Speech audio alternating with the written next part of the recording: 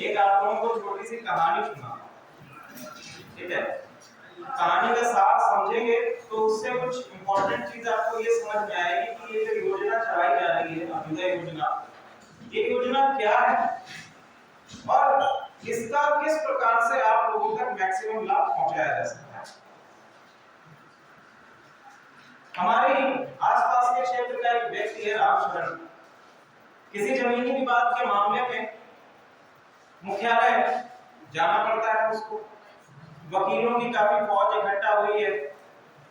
कुछ वकील जो है एक अखबार के टुकड़े को लेकर चर्चा कर रहे हैं, उत्सुकता उसकी जागती है कि क्या बातचीत कर रहे हैं।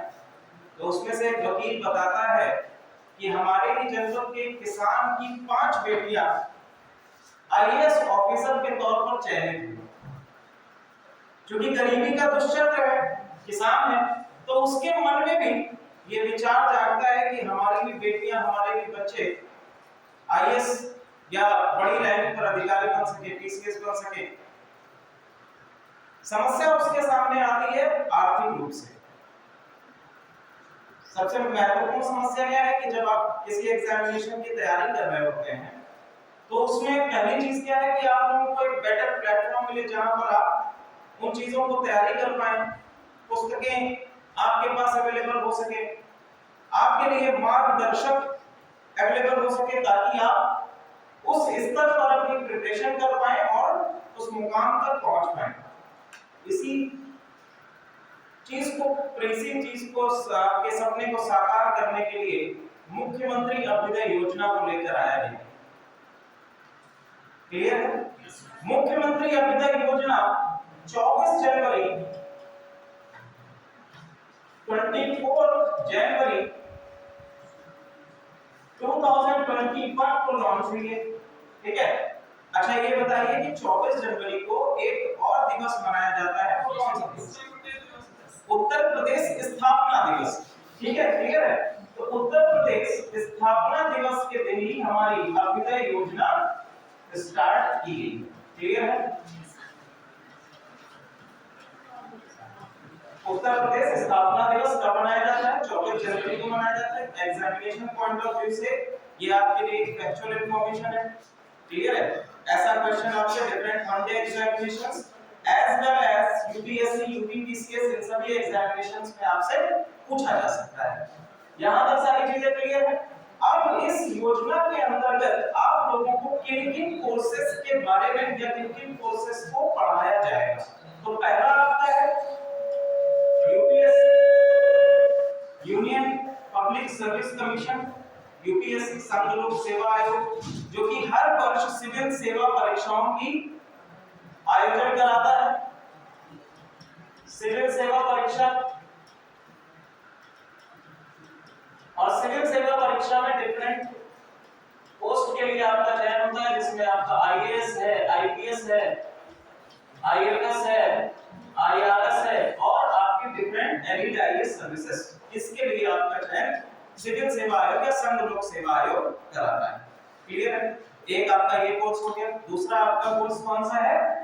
यूपीपीएससी के द्वारा जो कोर्स कराया जाता है पीसीएस, ठीक है? जो आपकी स्टेट लेवल सिविल सर्विसेज होती हैं, उसके लिए भी अभ्युदय योजना के अंतर्गत छात्रों को मार्गदर्शक और साथ ही साथ उनको कोचिंग कराएंगे। नेक्स्ट है आपका, जो बच्चे ऐसे हैं नीट या आईआईटी की तैयारी कर रहे हैं, आईआईटी जेईई, इनको भी कोर्स कराया जाएगा। साथ ही साथ एनडीए और CDS, national defence institute, central defence, ये जो आपका सीडीएस है, इन एग्जामिनेशंस की तैयारी इस अभ्युदय कोचिंग योजना के अंतर्गत छात्रों के लिए अवेलेबल कराएगी। अब देखिए, यदि आप यूपीएससी या यूपीपीएससी की तैयारी करने जा रहे हैं तो आपकी योग्यता क्या होनी चाहिए? तो योग्यता इसके लिए क्या है कि ग्रेजुएशन आपका कंप्लीट हो चुका हो अथवा आप ग्रेजुएशन के फाइनल ईयर में हो, ग्रेजुएशन थर्ड ईयर में आप पढ़ रहे हो या फिर आपका ग्रेजुएशन कंप्लीट हो चुका हो। क्लियर है? यहां तक कोई प्रॉब्लम? सेकंड आपका आ जाता है नीट, आईआईटी और जेईई। ठीक है, इसमें आपकी क्वालिफिकेशन क्या है? इसमें आपकी क्वालिफिकेशन रहेगी या फिर आप 12th या इंटरमीडिएट के छात्र हो अथवा आप इंटरमीडिएट पास आउट हो। ठीक है, एनडीए के लिए भी इंटरमीडिएट के छात्र हो, 12th के छात्र हो अथवा आप 12th पास आउट हो चुके हैं। क्लियर है? इंटरमीडिएट यानी कि आप इंटरमीडिएट फाइनल का एग्जाम देने जा रहे हैं अथवा आप इंटरमीडिएट आपने इसी वर्ष पास किया। सीडीएस के लिए जो आपकी योग्यता है सेम योग्यता वही आपकी आएगी जो यूपीएससी एग्जामिनेशन के लिए आती है। एनडीए और सीडीए का एग्जामिनेशन भी यूपीएससी के द्वारा ही कराया जाता है। आप लोग जब यूपीएससी का प्रिपरेशन कर रहे हैं तो ये भी आप लोगों के लिए जरूरी है कि जितने भी ऐसे एग्जामिनेशन जो संघ लोक सेवा आयोग के द्वारा कराए जाते हैं उनका पैटर्न आप लोग देखें और उनमें पूछे गए क्वेश्चंस को भी देखते रहें। उसी के बेसिस पर आपसे यूपीएससी के एग्जामिनेशन में क्वेश्चंस पूछे जाते हैं। जैसे सीडीएस में कोई क्वेश्चन पूछा गया है करंट अफेयर से रिलेटेड और वो क्वेश्चन आपकी सीएससी परीक्षा से पहले आ चुका है, तो ऐसा हो सकता है कि उसके बिहाफ पर कोई क्वेश्चन कॉम्प्रिहेंसिव मैनर में आपसे यूपीएससी में पूछा जाए। क्लियर है? तो यूपीएससी जितने भी एग्जामिनेशन कराता है उन सभी एग्जामिनेशंस को आप लोग देखते हैं। अब हम बात करते हैं कि मुख्यमंत्री अभ्युदय योजना का उद्देश्य क्या है। या हम कह सकते हैं कि what is the objective of मुख्यमंत्री अभ्युदय योजना, चीफ मिनिस्टर अभ्युदय योजना। कोई आप लोगों में से बता सकता है कि मुख्यमंत्री अभ्युदय योजना का मुख्य उद्देश्य क्या है? अभी जो मैंने कहानी बताई उसके जिस्ट के आधार पर आप बता सकते हैं। मैम प्लीज आप बताइए। जी हाँ, ऐसे बैठे बैठे बता दीजिए।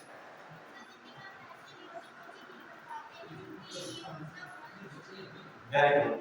और कोई जो थोड़ा और इलैबोरेट करना चाहेंगे? ठीक है, तो हम कुल मिलाकर ये कह सकते हैं कि समाज के वे वर्ग जो आर्थिक रूप से कमजोर है या फिर अपनी एग्जामिनेशन की प्रिपरेशन अपनी आर्थिक तंगी के कारण नहीं कर पा रहे हैं, उनके लिए ये योजना लाई गई। क्लियर है? ठीक है, साथ ही साथ जैसा कि इसका नाम है अभ्युदय, यानी कि हम क्या करेंगे अपने आप को और अधिक, अभ्युदय का शाब्दिक अर्थ अगर हम देखें तो क्या होता है? वृद्धि होना या उदय होना, उद्भव होना। ठीक है, तो हम भी एक स्तर से क्या करेंगे? वृद्धि करेंगे, उदय होंगे। ठीक है, एक बार अगर किसी भी जनरेशन में कोई एक व्यक्ति अधिकारी बन जाता है तो उसकी कई सारी जनरेशन सुधर जाती है। क्लियर है? तो अभ्युदय के बारे में पूरी जानकारी आप लोगों तक पहुंच गई। यदि आपसे कोई क्वेश्चन पूछा जाएगा इस विषय में तो आप लोग बता पाएंगे। अभ्युदय योजना कब लॉन्च की गई थी? 24 जनवरी 2021 को, और इसी दिन उत्तर प्रदेश का स्थापना दिवस भी मनाया जाता है।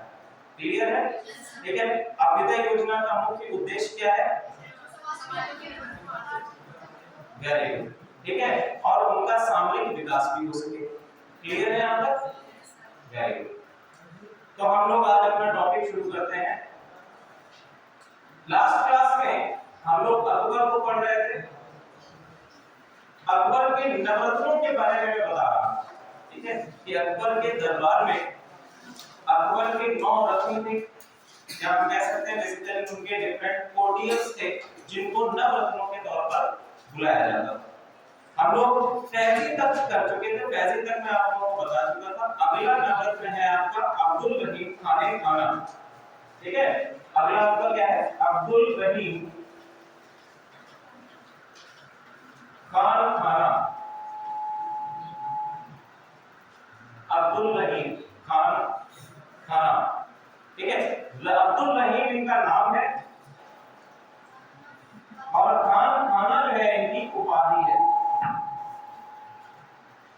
अब्दुल रहीम इनका नाम है, खान खाना इनकी उपाधि है। बैरम खान के ये पुत्र थे। बैरम खान तो मैंने बताया था आपको कि 1556 से 1560 तक अकबर के संरक्षक रहे। ठीक है, अकबर जब राजा बना था तो उसकी आयु केवल 13 वर्ष की थी और इस कारण से उसको 1560 तक बैरम खां के संरक्षण में रहना पड़ा। ठीक है। अब्दुल रहीम खान खाना बैरम खान के पुत्र होने के साथ साथ जहांगीर के गुरु भी हैं। ठीक है, जहांगीर के गुरु हैं, हिंदी भाषा के कवि हैं, हिंदी भाषा के कवि हैं और इनकी एक रचना है बैरवे नायिका का भेद। बैरवे नायिका का भेद, बैरवे नायिका का भेद, ये इनकी रचना है। तो आपसे अगर ये क्वेश्चन एग्जामिनेशन में बनता है कि बैरवे नायिका का भेद किसकी रचना है, तो आपका आंसर क्या होगा? अब्दुल रहीम की रचना है। इनकी उपाधि क्या है? खाने खाना है। किसके गुरु हैं? जहांगीर के गुरु हैं। ठीक है, जहांगीर का मूल नाम क्या है? सलीम, तो मैंने बताया सलीम इनका मूल नाम है और अकबर के बाद अगला शासक भी यही है। क्लियर है? यहाँ पर आगे हम लोग बात करेंगे टोडरमल। अब्दुल रहीम खान खाना के बाद नेक्स्ट है आपके टोडरमल।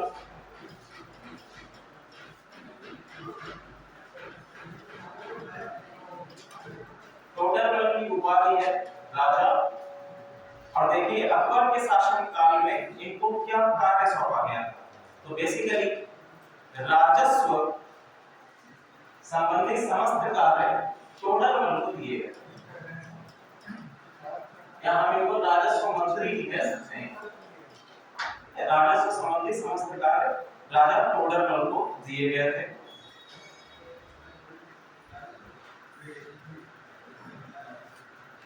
यहां तक क्लियर है आप लोगों को?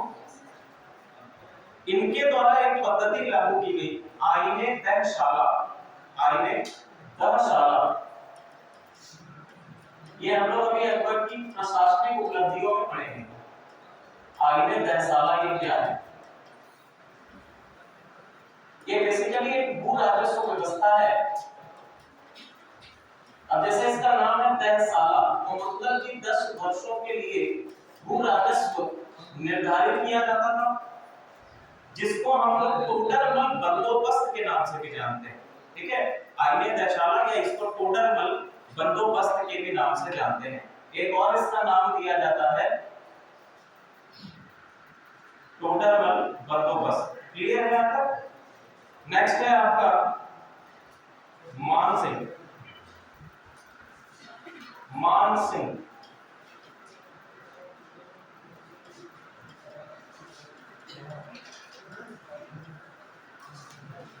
मान सिंह को देखिए आमेर का शासक है ये, और अकबर की जो राजपूत पॉलिसी है उसके अंतर्गत मान सिंह का एक महत्वपूर्ण रोल रहा है। कैसे?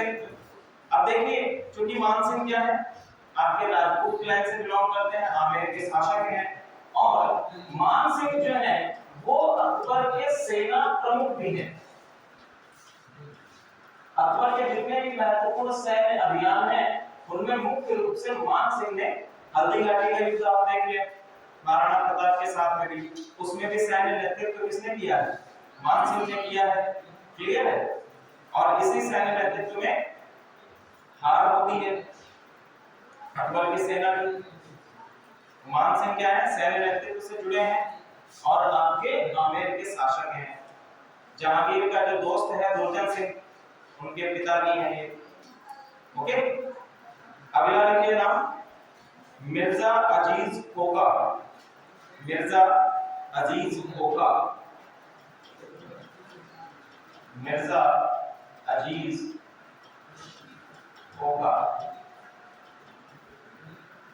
क्लियर है? चलो, तो ये आपके 9 रत्न टोटल हैं। कुछ और रत्न कहे जाते हैं, उनका नाम आता है, लेकिन उनको रत्नों की श्रेणी में रखा जाएगा, इस विषय में इतिहासकारों के बीच में मतभेद है, लेकिन उनके नाम आपको लिख लीजिए। पहला है फकीर अजोयुद्दीन। फकीर अजोयुद्दीन, फकीर अजीमुद्दीन मुल्ला दो प्याजा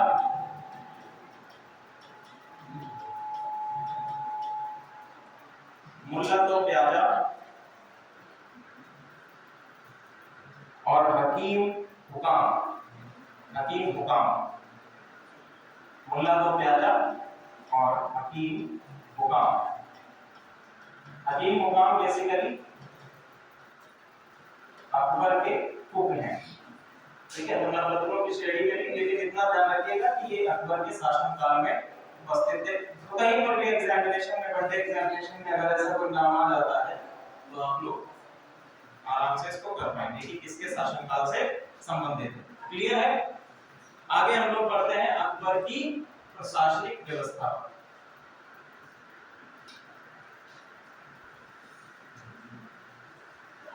तो अकबर की प्रशासनिक व्यवस्था में सबसे पहले देखें कि लाहौर में 1573 में जब गुजरात के अभियान पर जाता है अकबर, उसके बाद भू राजस्व प्रणाली को लागू किया है। और भू राजस्व प्रणाली को लागू करने के लिए उसने करोड़ी कहे जाने वाले अधिकारियों की नियुक्ति करी, ठीक है। He appointed the officials, जिनको नाम दिया गया है करोड़ी। अब करोड़ी इनको नाम क्यों दिया गया है? तो करोड़ी इनको नाम दिया गया है क्योंकि 1 करोड़ बांधों यानी लगभग आपके 2,50,000 रुपए के संग्रह के लिए जिम्मेदारी इनको दी जाती थी, जिसके कारण इनको क्या कहा गया है? करोड़ी किया नाम। इसके बाद 1580 में एक नया सिस्टम लाया जाता है जिसको दहसाला प्रणाली या दहसाला नाम की प्रणाली आती है।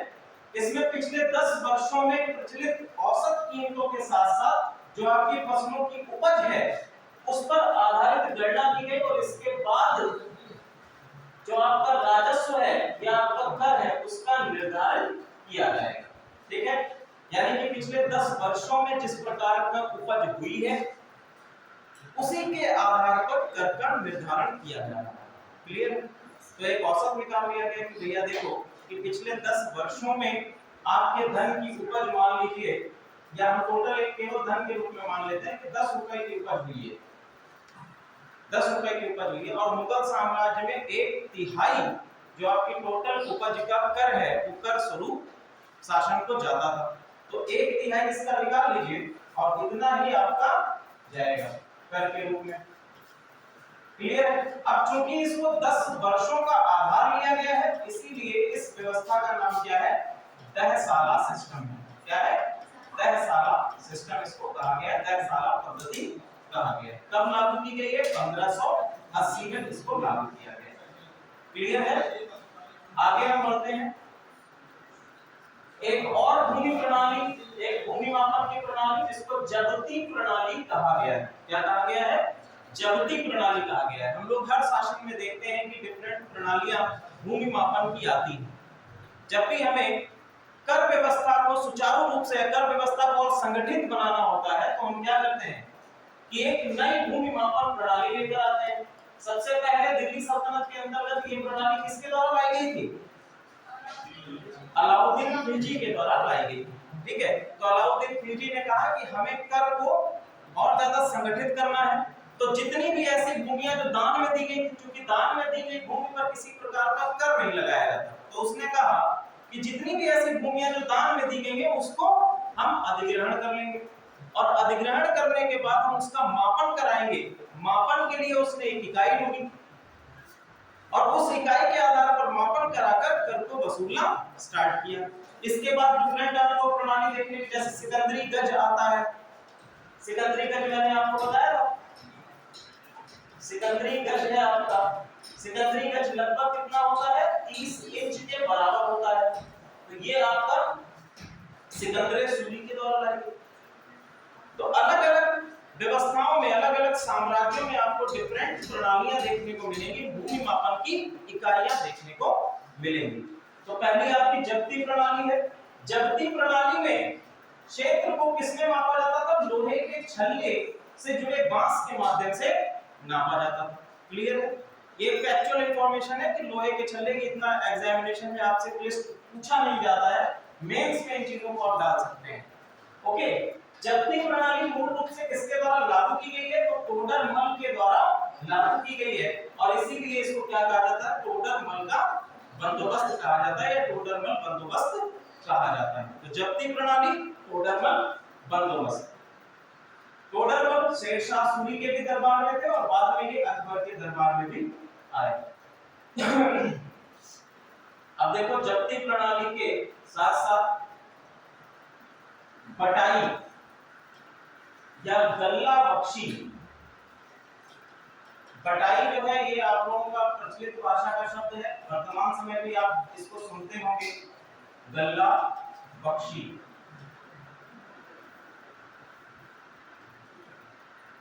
बताओ भैया बटाई क्या होता है? मैम प्लीज बताइए बटाई क्या होता है? कृषक परिवेश से जुड़ा हुआ कोई व्यक्ति है?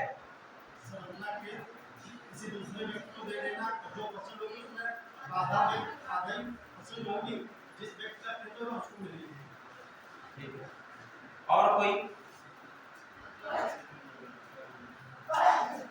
देखो बटाई में क्या होता है कि यदि एक कृषक है और वो खेती करने में असमर्थ है तो ऐसी कंडीशन में वो किसी अन्य कृषक को क्या दे देता है? अपनी भूमि दे देता है। और चूंकि भूमि का मालिक वो एक व्यक्ति है, ऐसे समझने का प्रयास करिए कि एक व्यक्ति है ए और दूसरा ये व्यक्ति है बी। ए ने कहा ए के पास एक भूमि का टुकड़ा है लेकिन इस टुकड़े पर ये कृषि करने में असमर्थ है, तो इसने कहा बी से कि भैया आप 1 वर्ष के लिए हमारा ये टुकड़ा ले लीजिए और इस पे आप जितना उपज करेंगे उसका हम आधा हिस्सा आप रखेंगे और आधा हिस्सा इसको चला जाएगा। तो यही व्यवस्था कहलाती है बटाई। ठीक है, तो इसमें भूमि का जितना भी फसल का उत्पादन होता है उसका बंटवारा आधी आधी हिस्सों में हो जाता है। तो ये व्यवस्था आपकी अकबर के शासनकाल में भी आपको दिखाई देती है और बटाई या इसको गल्ला बख्शी के नाम से भी जाता है। ठीक है, आगे हम देखते हैं।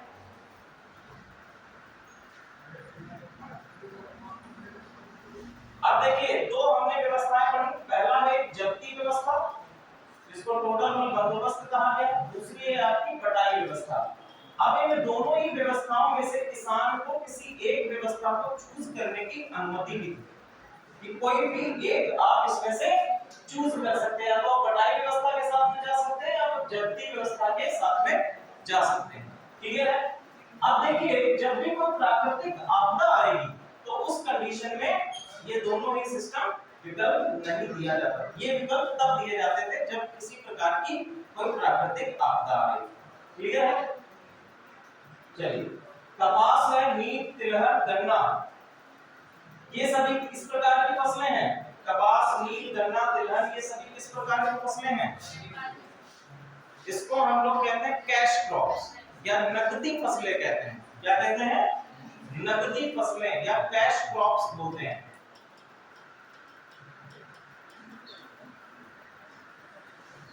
नकदी फसलों को किस प्रकार से डिफाइन किया जा सकता है?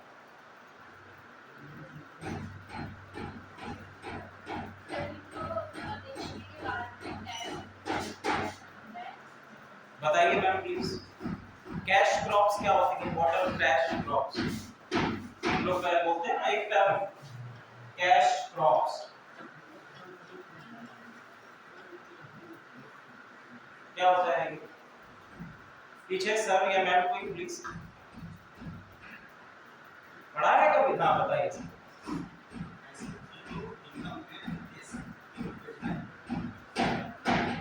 ठीक है, तो हम कह सकते हैं कि these are those crops जिनका मुख्य उद्देश्य क्या होगा? धन हासिल करना, इनको बेचकर नगद हासिल करना जिनका मुख्य उद्देश्य होता है। जैसे अगर हम बात करें डिफरेंशिएट करने की कोशिश करें, जैसे आपका गेहूं है या चावल है, इसका उत्पादन करने का मुख्य उद्देश्य क्या होता है? खाना, इनका दोहन करना, यह इनका मुख्य उद्देश्य है। लेकिन यहाँ पर आपका कपास है तो कपास का दोहन हम नहीं कर पाएंगे, कपास हम उगाएंगे और कपास को मार्केट में सेल कर देंगे जिससे कि हमें नगद प्राप्त हो जाएगा। तो सिंपल इसी कारण इसको कहा जाता है नगदी फसलें या कैश क्रॉप्स। क्लियर है? ठीक है,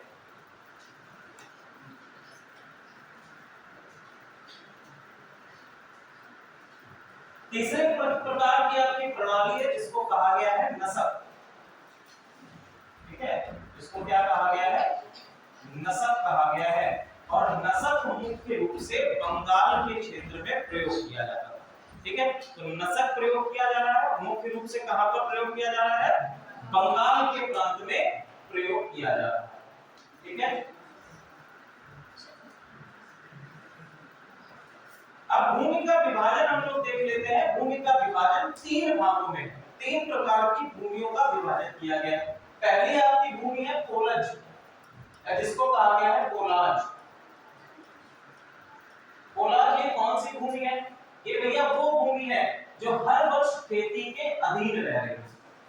इसका अर्थ क्या हुआ? पोलाज वह भूमि है जिस पर प्रतिवर्ष लगातार खेती की जा रही है, इस पर प्रतिवर्ष लगातार कोई फसल बोई जा रही है, उसको क्या कहा गया है? पोलज कहा गया है। दूसरी आपकी कौन सी है? परती भूमि। दूसरी कौन सी है? परती भूमि। ये तो आप लोग अभी भी जान रहे होंगे कि परती भूमि क्या होता है। ठीक है, परती भूमि क्या है? कि जब भूमि को एक फसल करने के बाद कुछ समय के लिए खाली छोड़ दिया जाए ताकि उसकी उर्वरक क्षमता फिर से डेवलप हो सके, विकसित हो सके, तो हम क्या कहते हैं? ऐसी भूमि को परती भूमि कहते हैं। ठीक है, दूसरी है आपकी चाचर। तीसरा आपका है चाचर। चाचर ऐसी भूमि है जो या दो से अधिक वर्षों तक परती पड़ी रहे। ठीक है, जो 2 से अधिक वर्षों तक परती पड़ी रहेगी भूमि, ऐसी भूमि को चाचर कहा गया है। और ऐसी भूमि चाचर के अंतर्गत जिस पर कभी भी कृषि ना की गई हो या फिर जो भूमि कृषि करने योग्य होगी ना, उसको क्या कहा गया है? बंजर कहा गया है। ठीक है, इसमें उर्वरक क्षमता नहीं है, जो कृषि करने योग्य नहीं है, उसको क्या कहा गया है? बंजर भूमि कहा गया है। क्लियर है? यहां तक कोई डाउट? चलिए आगे हम लोग बढ़ते हैं। इसके साथ साथ 3 हमने आपको देख लिया विभाजन। पहला क्या था? पोलज। दूसरा हमने देखा परती। तीसरा है चाचर। इसके साथ साथ उर्वरक क्षमता के आधार पर 3 और आपने डिवीजन देखे जिसमें उत्तम या मध्यम और खराब के रूप में वर्गीकृत किया गया। ठीक है, उत्तम, मध्यम और खराब, ये भी 3 आपके विभाजन है। उत्तम यानी कि जिसमें उर्वरक क्षमता सर्वाधिक है तो उसको उत्तम कृषि योग्य भूमि के अंतर्गत, जिसमें औसत उर्वरक क्षमता है उसको मध्यम कृषि भूमि के अंतर्गत, और जो सबसे लास्ट में है कि जिसमें उर्वरक क्षमता सबसे निम्न स्तर पर है उसको हम कहेंगे न्यूनतम या फिर आपको खराब भूमि के अंतर्गत लाया। क्लियर है यहां तक? चलिए आगे हम लोग बढ़ते हैं।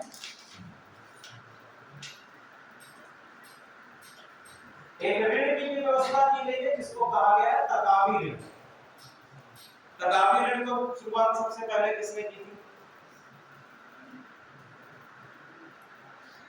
तकावी ऋण की शुरुआत सबसे पहले किस शासक के द्वारा या किस सुल्तान के द्वारा दिल्ली सल्तनत के अंतर्गत की गई? पढ़ाया था ना क्लास में, तकावी ऋण बताया था मैंने। कौन है?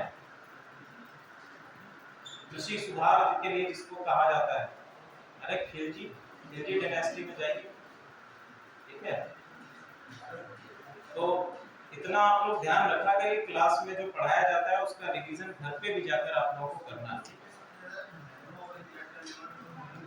जी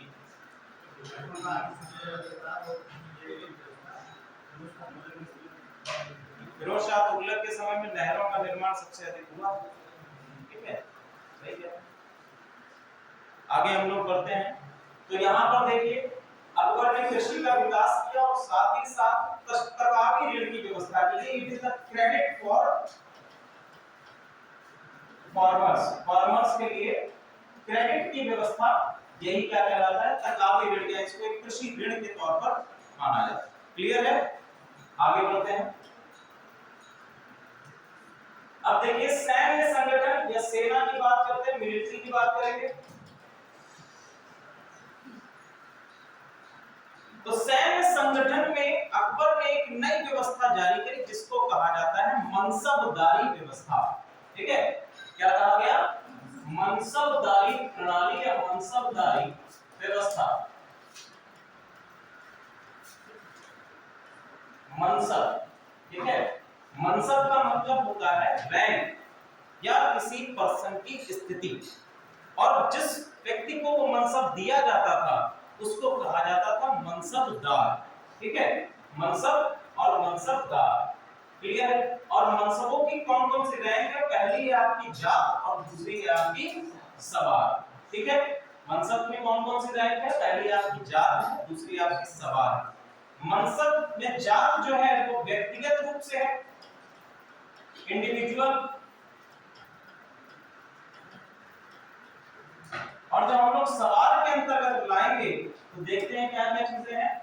जात का शब्द चूंकि व्यक्तिगत होता है तो इससे व्यक्ति की व्यक्तिगत स्थिति और वेतन को तय किया जाता है। ठीक है, अब सवार रैंक के जितने भी अधिकारी हैं इनको घुड़सवार या आपके घोड़ों को रखने की आवश्यकता होती है, और इसके लिए जो आपका खर्च है वो स्वयं के वेतन से ही निकालेंगे। ठीक है, तो व्यक्तिगत वेतन से मनसबदार की अपेक्षा की जाती थी कि हाथियों, ऊंटों, खच्चरों इन सभी का व्यय कर सके। क्लियर है? मनसबदारी व्यवस्था आ गई। अगला आपका शासक है जहांगीर। जहांगीर जिसका शासनकाल 1605 से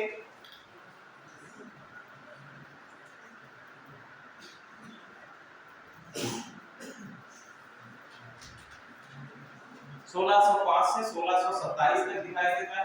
अकबर के बारे में एक और छोटा सा फैक्चुअल इंफॉर्मेशन ये है कि अकबर मुगल वंश का दूसरा सर्वाधिक समय तक शासन करने वाला शासक था। ठीक है, लगभग 49 इयर्स तक उसने शासन किया है। सबसे अधिक मुगल वंश का शासक कौन है जिसने शासन किया है मुगल वंश में? औरंगजेब। उसने लगभग 51 इयर्स तक रूल किया है। क्लियर है? चलिए, नेक्स्ट है आपका जहांगीर। जहांगीर का मूल नाम क्या है? शाह मिर्जा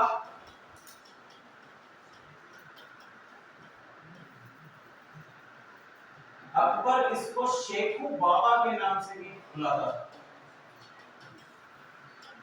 शेखू बाबा या शेख बाबा, शेखू बाबा के नाम से, शेखू के नाम से इसको अकबर बुलाता था। इनकी माता का नाम हरकाबाई या जोधाबाई, जो कि अकबर के राजपूत संबंधों से हरकाबाई या जोधाबाई।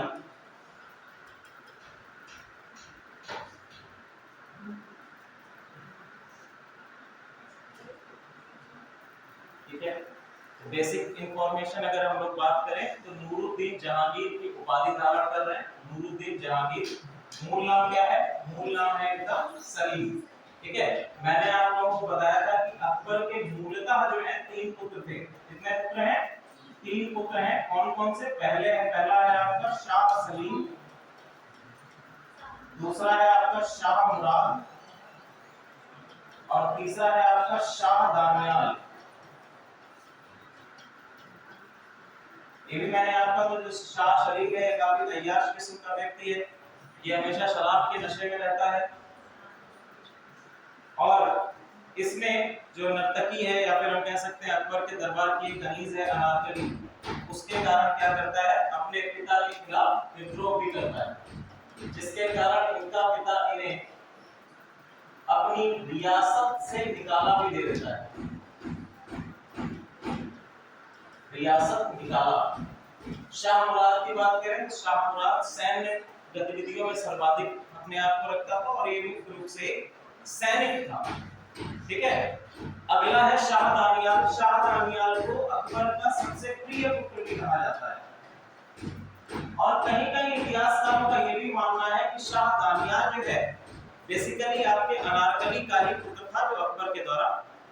क्लियर है?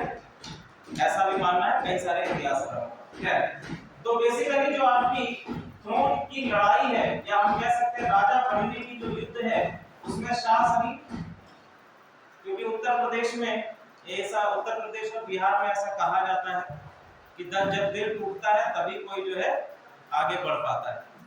ठीक है, तो ऐसा शहजादा सलीम चाहता नहीं था, शराब के नशे में पड़ा रहता था, अय्याश था, तो साशा कैसे बन गया? तो अनारकली जब छिन गई तो साशा की लड़ाई में जीत गया। आप लोग भी कहीं अपना दिल तुलवा लो तो आईएएस पीसीएस बन जाओगे। अब ये मत करना कि इंस्टाग्राम पे हर लड़की को मैसेज करना शुरू कर दो। चलिए बात हम लोग करते हैं। तो सलीम इनका नाम है, नूरुद्दीन जहांगीर की उपाधि है, ठीक है। तो मूल नाम क्या है? सलीम है, उपाधि क्या है? नूरुद्दीन जहांगीर इनकी उपाधि है। क्लियर है? राजपूत पत्नी हरकाबाई है जिनका नाम जोधाबाई भी हमको मिलता है, उनका ये पुत्र है। अब इसके समय की सबसे महत्वपूर्ण घटना देखिए। 1605 में ये शासक बनता है। 1606 में 1606 में एक महत्वपूर्ण घटना ये होती है, इसका एक बेटा है खुसरो। इसका बेटा है खुसरो। बेसिकली इसने 3 शादियां करी थी और पहली शादी से इसका एक बेटा है खुसरो जो मान सिंह की बहन का बेटा था, ठीक है। मान सिंह की बहन जिनका नाम भी जोधाबाई कहा जाता है, उनसे इसने विवाह किया और उससे उत्पन्न हुआ खुसरो। खुसरो को मुगल वंश का सबसे चार्मिंग या हम कह सकते हैं सबसे हैंडसम प्रिंस कहा जाता है, ठीक है। सबसे हैंडसम प्रिंस कहा जाता है क्योंकि ये बेसिकली अपने पिता के खिलाफ विद्रोह कर देता है। तो इसके पिता ने एक फरमान जारी किया, ऐसा करो खुसरो को कैसे भी पकड़ के जिंदा या मुर्दा मेरे पास ले आओ। तो ये दौड़कर भागकर पंजाब प्रांत में चला जाता है और वहां पे छठे गुरु अर्जन देव हैं। गुरु अर्जन देव छठे गुरु हैं सिख धर्म के, सिख संप्रदाय के अर्जन देव हैं। इन्होंने उसको शरण प्रदान कर दी। अब चूंकि बादशाह है, कौन? जहांगीर बादशाह है, उसका जो फरमान जारी किया था, उसने जो आदेश जारी किया था, उसकी नाफरमानी हो गई, गुस्सा आ गया, अर्जन देव को उसने कत्ल करवा दिया। बहुत ही बड़ी गलती मानी जाती है मुगल इतिहास में। दूसरी, ये तो एक आपकी प्रमुख गलती क्या है कि इसमें 1606 ईस्वी में अर्जन देव का कत्ल करवाना। दूसरा, इसने राजकुमार खुसरो को भी पराजित किया, उसे अंधा कर दिया और अर्जन देव को मार दिया। दूसरी एक और गलती है 1609 में करेगा। 1609 में 1606 में एक गलती हो चुकी थी, 1609 में दूसरी गलती क्या की है भाई इसने, जिसने भारतीय इतिहास को एक महत्वपूर्ण मोड़ दिया है। 1609 में क्या घटना हुई थी जहांगीर के द्वारा? हाँ बताइए। वेरी गुड, ठीक है। तो भैया देखो यहाँ पर विलियम हॉकिन आया है। विलियम हॉकिन आया था ना, किसने भेजा था? जेम्स प्रथम ने, ठीक है। अब चूंकि भारत आर्थिक रूप से समृद्ध राष्ट्र था और यहाँ पर स्पाइसेस हैं, कीमती रत्न है, इनका सर्वाधिक उत्पादन होता था। इस लालच में यहाँ पर आपके डिफरेंट यूरोपियन कंट्रीज व्यापार करने के उद्देश्य से आए, अंग्रेज भी व्यापार करने के उद्देश्य से आए। अंग्रेज चूंकि जो है व्यापार करना इनका प्रमुख उद्देश्य होने के साथ साथ भारतीय राजनीति में इंटरफेरेंस करना भी, आगे चलकर हम देखेंगे कि किस तरह से भारतीय राजनीति में इन्होंने हस्तक्षेप करके भारतीय राजनीति, भारतीय परिदृश्य को पूरी तरह से चेंज कर दिया और भारतीय वेल्थ या हम कह सकते हैं कि जो आपकी संपदा है उसको यूरोपियन कंट्रीज तक बिल्कुल सब कर लेते हैं। भारतीय संपदा को पूरी तरह से चूस लिया गया और भारत को ऐसी स्थिति में छोड़ दिया गया जहां पर इनकी संपदा और संसाधन नील हो गए। क्लियर है? तो आप लोग पढ़ाइए, मॉडर्न हिस्ट्री में हम लोग पढ़ते हैं कि किस तरह से भारतीय ब्रिटिश पॉलिसीज ने भारतीय संपदा को यूरोपियन कंट्रीज तक पहुंचाने का कार्य किया है। क्लियर है? चलिए आगे हम बात करते हैं 1608 में। 1609 में तो ये हो गया विलियम हॉकिंस का नाम। 1608 में दक्कन में अहमदनगर के मलिक अंबर ने अधीन स्वतंत्रता की घोषणा की थी। ये भी इनके शासनकाल का प्रमुख है। दो अंग्रेज आए हैं, विलियम हॉकिंस और थॉमस रो, ठीक है। प्रथम बार जहांगीर ऐसा चाहता नहीं था कि अंग्रेजों को भारत में व्यापार करने की अनुमति प्रदान की जाए, क्योंकि समस्त यूरोप में ही अंग्रेजों का जो एक व्यवहारिक रूप रहा है पूर्ण रूप से हम कह सकते हैं कि वो उतना अच्छा नहीं रहा। बाकी कंट्रीज की अपेक्षा, जो आपकी यूरोपियन कंट्रीज भारत आई, उनकी अपेक्षा इनका व्यवहार उतना अच्छा नहीं रहा। जितने भी इनकी औपनिवेशिक शासन रहे हैं उसके अंतर्गत यदि हम लोग बात करें तो सबसे पहले आपको सूरत में ब्रिटिश कारखाना स्थापित करने की अनुमति हासिल की थी, लेकिन क्या ऐसा हो पाया था? सूरत में क्या स्थापित हो पाई थी कारखाना? बताइए। ये भी पढ़ाया हुआ है भैया कि सूरत में सबसे पहले इनको 1611 में हम देखते हैं कि सूरत में आपकी जो कारखाना है उसको स्थापित करने का फरमान तो जारी हो गया है, अनुमति तो मिल गई है, लेकिन क्या ऐसा हो पाया? क्या ये इन्होंने अपनी व्यापारिक केंद्र को सूरत में स्थापित कर पाया है? नहीं कर पाया है। ठीक है, सबसे पहला इन्होंने कहां पर स्थापित किया है? मसूलीपट्टनम में। ध्यान दीजिएगा, ये फैक्ट आपके लिए बहुत इंपॉर्टेंट है कि सूरत में केवल और केवल अनुमति मिली थी, लेकिन इन्होंने अपने व्यापारिक केंद्र को स्थापित नहीं कर पाया। इसके बाद 1612 में सौली के बैटल के बाद, सौली का जब युद्ध होता है तो सौली के युद्ध में अंग्रेजों की जीत होती है, और सौली के युद्ध के बाद हम देखते हैं कि सूरत में इन्होंने अपना पहला व्यापारिक केंद्र स्थापित किया है। यहाँ पर जो टर्म आपको दिख रहा है ब्रिटिश कारखाना, तो कारखाना का मतलब बेसिकली होता है, यहाँ पर कारखाना का मतलब क्या होता है? एक ऐसी यूनिट या एक ऐसी जगह जहां पर उत्पादन किया जा रहा हो, जहां पर प्रोडक्शन किया जा रहा हो रॉ मटेरियल से। लेकिन यहाँ पर हम देखेंगे कि ब्रिटिश कारखाना नहीं है, ये केवल और केवल व्यापारिक केंद्र है, क्योंकि किसी प्रकार का उत्पादन यहाँ पर नहीं किया गया। तो जो कारखाना लिखा है इसको कट कर देना, यहाँ पर कर लेना व्यापारिक केंद्र या व्यापारिक कोठी कर लेना, क्योंकि शुरुआती चरण में, इनिशियल फेज में हम देखते हैं कि देयर वाज नो प्रोडक्शन, किसी प्रकार का प्रोडक्शन अंग्रेज भारत में नहीं कर रहे थे। ये केवल क्या कर रहे थे? भारत में व्यापार नहीं, ये केवल यूरोप से लाए गए माल को स्टोर करने का काम कर रहे थे, और यहां से फिर उस माल को डिफरेंट जगहों तक पहुंचाते थे। ठीक है, अभी यहाँ पर कच्चे माल से किसी प्रकार का उत्पादन नहीं हो रहा। यहाँ तक सारी चीजें आप लोगों को क्लियर है? चलिए, तो हमने देखा कि दो लोग इसके शासन काल में आए हैं, पहला आपका है थॉमस लो और दूसरा है आपका विलियम हॉकिंस। ठीक है, 1611 में 1611 में इसने मेहरुन्निसा से शादी की, जो कि बेसिकली अफगान क्षेत्र की एक विधवा, अफगान की एक विधवा है, अफगान विधवा ऐसे करके लिख लीजिए। मेहरुन्निसा से शादी करी, मूल नाम इनका क्या है? मेहरुन्निसा।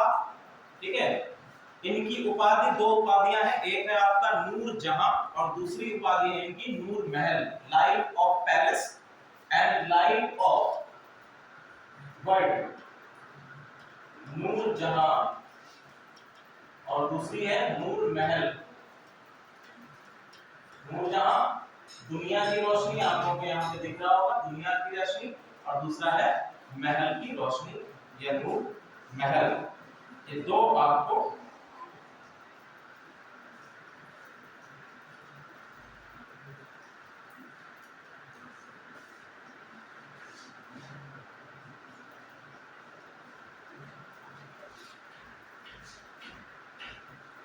यहां तक सारी चीजें क्लियर है आप लोगों को? ठीक है, जो अभी हम लोगों ने एक चीज पढ़ी थी कि आपका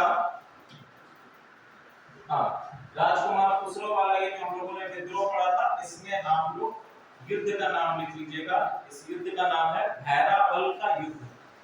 भैरावल का युद्ध,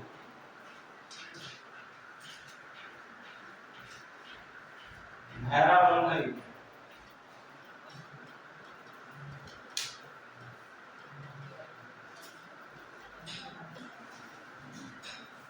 ठीक है,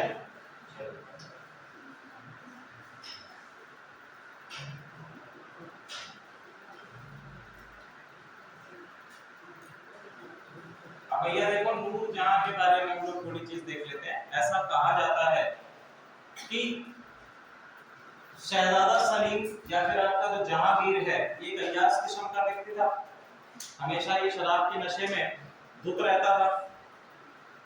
लेकिन एक अच्छी चीज थी कि मुगल काल में जहांगीर के शासन को पेंटिंग्स या हम कह सकते हैं कि जो आपकी पेंटिंग्स, ठीक है, पेंटिंग्स का स्वर्ण काल कहा जाता है।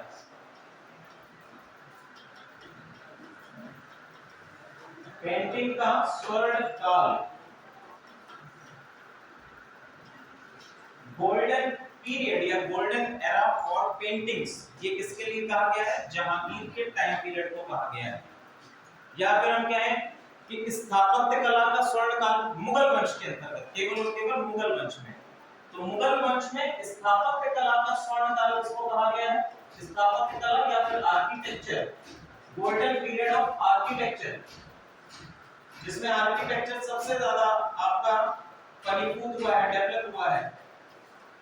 गोल्डन पीरियड ऑफ आर्किटेक्चर, ये कहा गया है शाहजहां के शासनकाल को, ठीक है, शाहजहां के शासनकाल को क्या कहा गया है?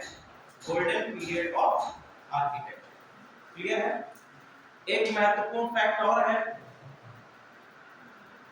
जंजीर ए अदल,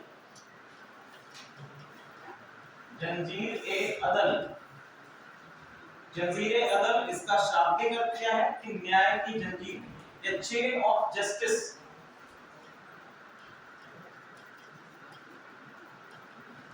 न्याय की जंजीर, या चेन ऑफ जस्टिस, तो ये भैया किसके द्वारा लागू किया गया था? तो ये न्यायिक व्यवस्था के अंतर्गत इसके सुधारों में हम लोग देख सकते हैं कि जंजीर अदल या फिर चेन ऑफ जस्टिस ये इंप्लीमेंट किया गया था जहांगीर के द्वारा। तो जहांगीर के महल में एक चेन ऑफ जस्टिस लगा होता था, इसमें 66 घंटियां थी। कितनी? 66 घंटियां थी। तो जब भी कोई फरियादी यहां पर आता था,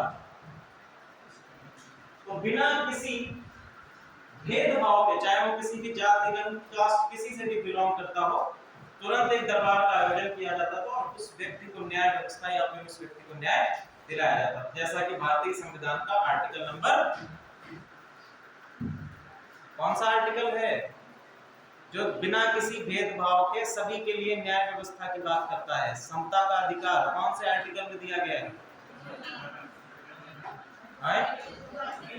आर्टिकल 15, ठीक है, इसमें कहा गया है कि there will be no discrimination on the basis of caste, religion, race, ठीक है, ये सभी आप लोगों को इसमें भी यही चीज, ऐसे आप इंटर रिलेट करोगे डिफरेंट सब्जेक्ट को, तभी तो मैंने क्या कहा था कि इस एग्जामिनेशन को पास करने के लिए सबसे इंपॉर्टेंट चीज जो आपके अंदर एक विधा होनी चाहिए, वो विधा क्या है? डाइवर्सिटी, सोचने की डाइवर्सिटी, डिफरेंट एस्पेक्ट को निकालने की डाइवर्सिटी। और जब तक वो डाइवर्सिटी आप अपने विचारों में, आप अपने हाव-भाव, आप अपने पढ़ाई में नहीं लेकर आएंगे, तब तक इस एग्जामिनेशन को आप नहीं पार कर पाएंगे, ठीक है। एक चीज को दूसरी चीज से जोड़ने का प्रयास करिए, उससे क्या होगा कि रिवीजन डिफरेंट सब्जेक्ट का भी हो जाएगा और ये सब्जेक्ट तो चल ही रहा आ रहा है समझ में। चलिए आगे हम लोग बात करते हैं। तो देख लिया हमने जंजीरे अदल देख लिया, अब बात करेंगे कि महरुन्निसा या नूरजहां। नूरजहां बेसिकली एक शासिका के तौर पर भी कह सकते हैं, क्योंकि जहांगीर के शासनकाल में जहांगीर के जितने भी निर्णय रहते थे उनमें सबसे ज्यादा इंटरफेरेंस नूरजहां का रहता था। जैसा कि हम लोगों ने अकबर के शासनकाल में देखा था, शुरुआती पीरियड में पद्धति चली आ रही थी जिसको कहा गया था अक्का खेल, ठीक है, अक्का खेल, जिसमें कि जो उसका शाही हरम है उसका सबसे ज्यादा प्रभाव हमें उसके निर्णयों पर, उसकी पॉलिसीज पर देखने को मिला। तो सेम चीज यहाँ पर भी है, क्योंकि काफी अय्याश किस्म का है, शराबी है, हमेशा पड़ा रहता है, तो अधिकतर जो ऐसे निर्णय हैं जो शासन से संबंधित निर्णय हैं वो किसके द्वारा लिए जा रहे हैं? महरुन्निसा या नूरजहां के द्वारा लिए जा रहे हैं। नूरजहां, अब देखो नूरजहां मुगल काल में झरोखा दर्शन देने वाली पहली महिला है, ठीक है, पहली महिला है जो लोगों को झरोखा दर्शन देती है। इसके साथ साथ जितने भी आपके शाही फरमान हैं उन पर हस्ताक्षर भी कर रही है, ठीक है, झरोखा दर्शन और शाही फरमानों पर हस्ताक्षर,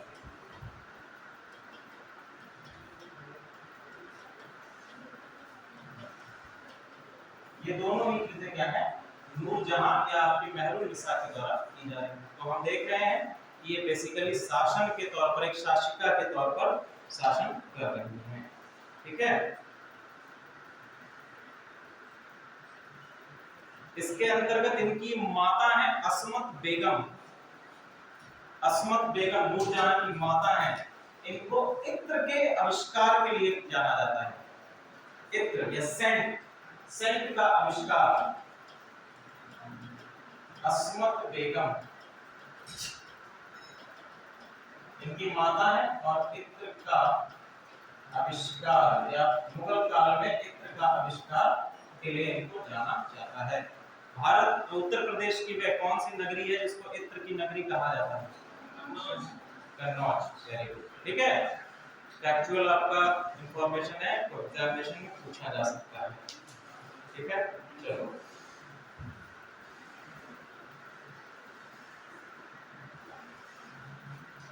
जहांगीर में एक और आप देख लीजिए, जहांगीर में तंबाकू,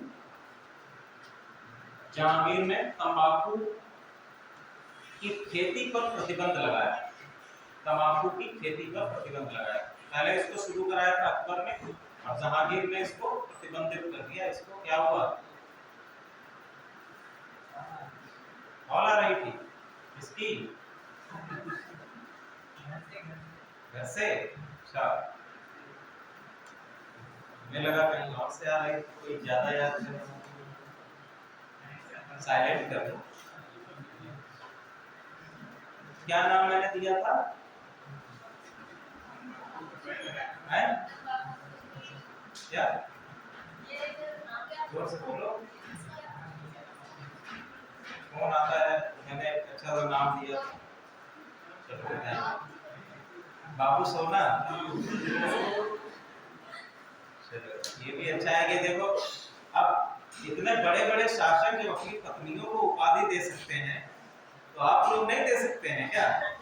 अब उसका नाम महरुन निसा है तो उसने उपाधि दे दी नूरजहां की, तुम लोग बाबू सोना तो दे ही सकते हो। क्लियर है? चलो, जहांगीर ने बच्चों के व्यापार पर प्रतिबंध लगाया। देखो जहांगीर ने बच्चों के व्यापार पर प्रतिबंध लगाया। बच्चों के व्यापार पर प्रतिबंध लगाया। चलिए, इसने अब राजधानी को लाहौर प्रतिस्थापित किया है। राजधानी इसने क्या बनाई थी? लाहौर। और लाहौर में इसकी मृत्यु हो जाती है, और लाहौर में इसका किला बना है शहादरा में, मकबरा शहादरा, लाहौर में इसका मकबरा बनवाया गया है। ठीक है, यहां तक किसी प्रकार का कोई डाउट? अगला शासक, the charming prince of Mughal empire, Shah Jahan. इसके शासनकाल में मुगल एम्पायर के अंतर्गत आर्किटेक्चरल डेवलपमेंट सबसे अधिक सर्वाधिक हुए हैं। ठीक है, आप लोग सबसे महत्वपूर्ण इसमें पॉइंट लिखेगा कि स्थापत्य कला के विकास के लिए इसको सबसे अधिक जाना जाता है। इसको शाहजहां को जाना जाता है। इसका मूल नाम है खुर्रम। ठीक है, इसका मूल नाम क्या है? खुर्रम है। अपने पिता की मृत्यु के बाद ये शासक बनता है, खुर्रम शासक बनता है 1627 में। ठीक है, और जहांगीर के बाद आगरा को अपनी राजधानी पुनः बना लेता है। जहांगीर ने अपनी राजधानी को कहां स्थापित कर लिया था? लाहौर में स्थापित कर लिया था। इसने पुनर्स्थापित किया है कहां पर? आगरा में। ठीक है, कंधार और अन्य पैतृक भूमि को पुनः प्राप्त करने के लिए हमने देखा था कि जो आपके बाबर है वो बेसिकली किस प्रांत से आए थे? फरगाना के क्षेत्रों से। कंधार के क्षेत्रों में पड़ता है, फरगाना के प्रांत है।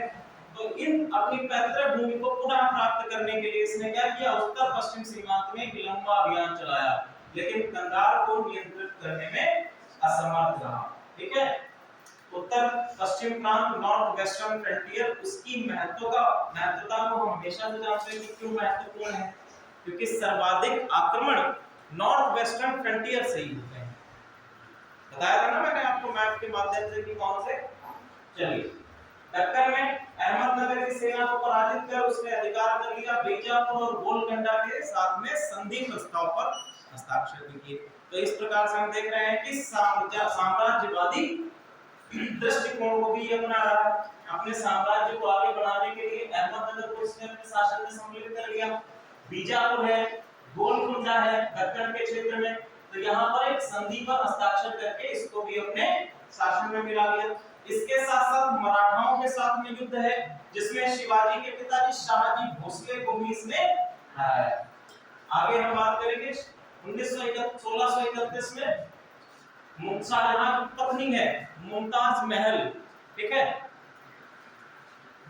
उनका निधन हो गया, तो उनके मृत्यु के अवसर पर उनकी याद में इसने महत्वपूर्ण स्थापत्य कला का निर्माण कराया जिसको जाना जाता है किसके नाम से, ताजमहल के नाम से जाना जाता है। ताजमहल जो कि आगरा में अवस्थित है और ये बेसिकली किससे बना हुआ है,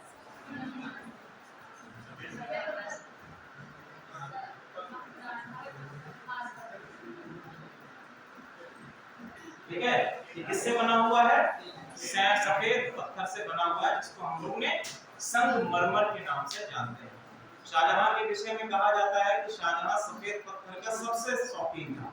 इवन इसने लाल किले के अंतर्गत जो कि एक मस्जिद बनी हुई थी लाल बलुआ पत्थर से बनी हुई थी, उसको लाल बलुआ पत्थर को हटवाकर इसने संगमरमर स्थापित करवाया। क्लियर है?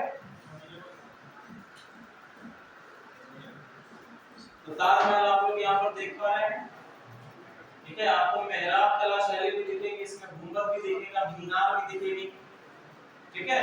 तो ये बेसिकली इंडो इस्लामिक कल्चर या हम कह सकते हैं इंडो इस्लामिक आर्किटेक्चर का एक सबसे अद्भुत नमूना है। इंडो इस्लामिक आर्किटेक्चर, आर्किटेक्चर में इसको हम लोग कवर करेंगे।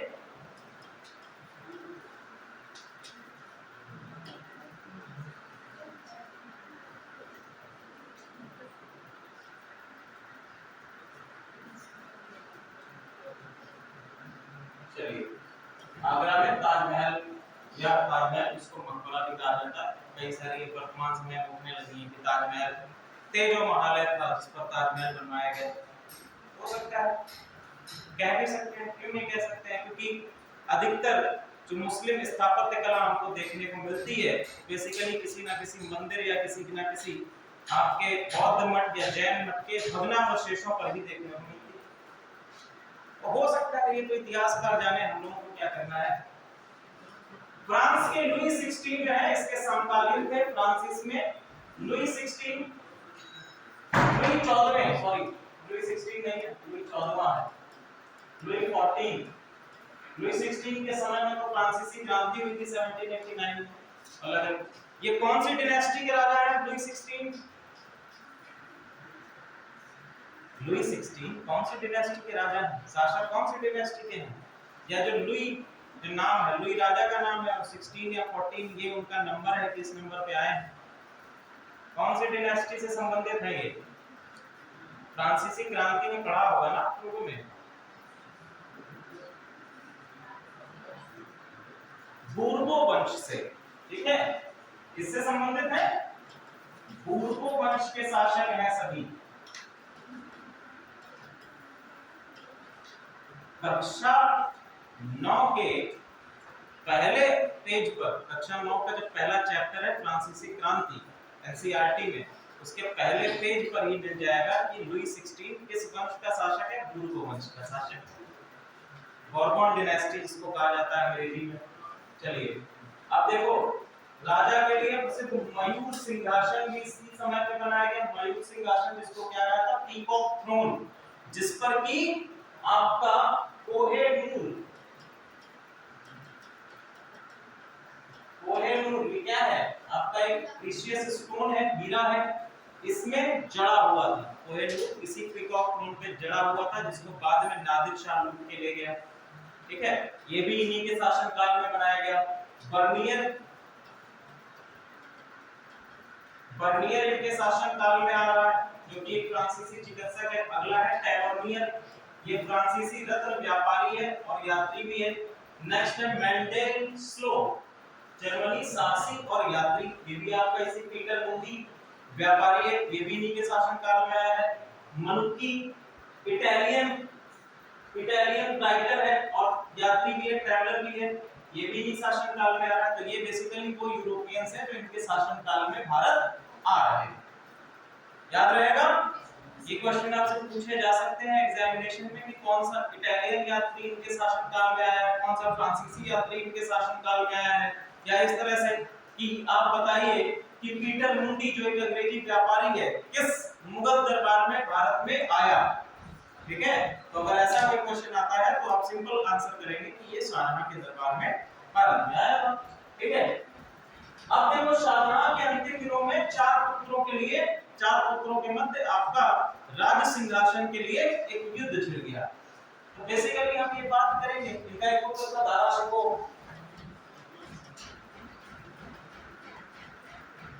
देखो अपने अंतिम समय में अपनी पत्नी की याद से बड़ा पीड़ित थे ये, और आर्किटेक्चर के लिए इतना, स्थापत्य कला के लिए इतना ज्यादा धन व्यय कर रहे थे, ताजमहल को बनवाने में इतना ज्यादा धन व्यय हो गया कि मुगल साम्राज्य का खजाना पूरी तरह से खाली होने लगा।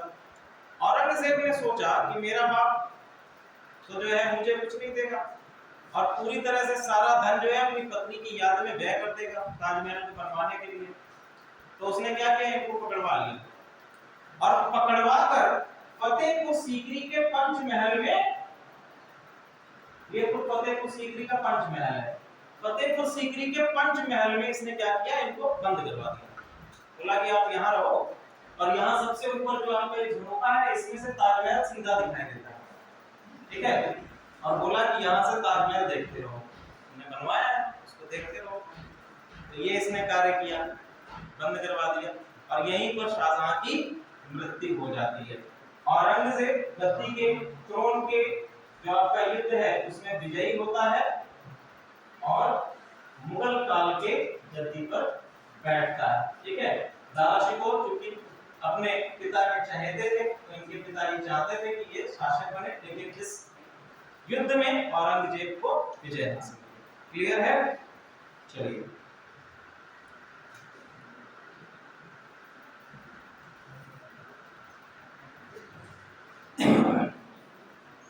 इसमें कुछ युद्ध इंपॉर्टेंट है, लिख लीजिए। पहला जो कि उत्तराधिकार के संघर्ष के लिए युद्ध है। पहला युद्ध है आपका बहादुरपुर का युद्ध 1658, बहादुरपुर का युद्ध 1658।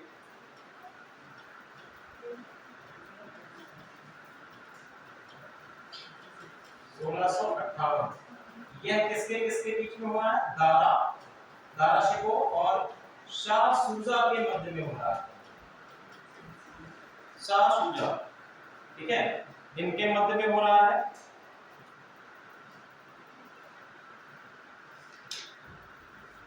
इस युद्ध में दारा को विजय हासिल हुई।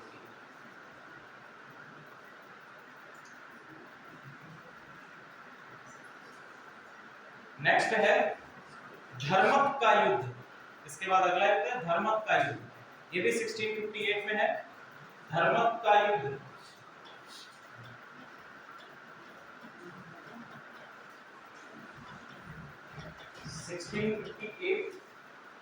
धर्मक का युद्ध ये हो रहा है दारा शिकोह और औरंगजेब के मध्य। औरंगजेब के साथ में उसका एक और भाई शामिल है, मुराद।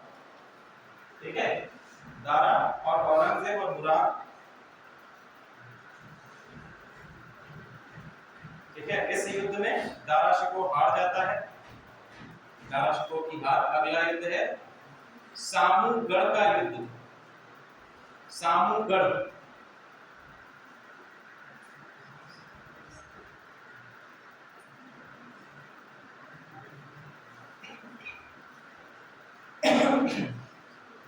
सामूगढ़ का युद्ध, सामूगढ़ का युद्ध किसके किसके बीच में है? लिख लीजिए।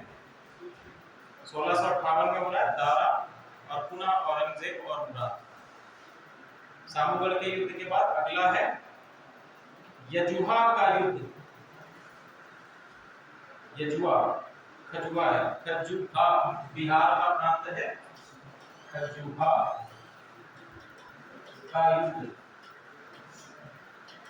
1659 में हो रहा है। 1659 में अजुवा का युद्ध,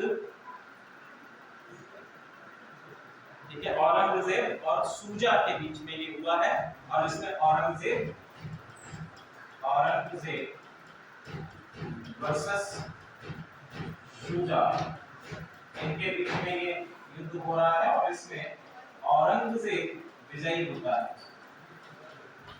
औरंगजेब को विजय हासिल होती है और शाह शुजा भागकर आपके असम के क्षेत्र या म्यांमार के क्षेत्र चला जाता है, जहां पर इसका मृत्यु हो जाती है।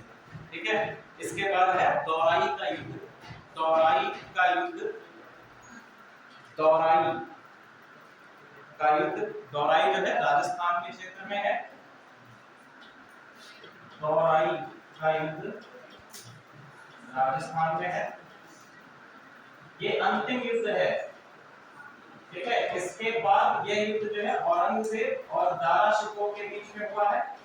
और इस युद्ध में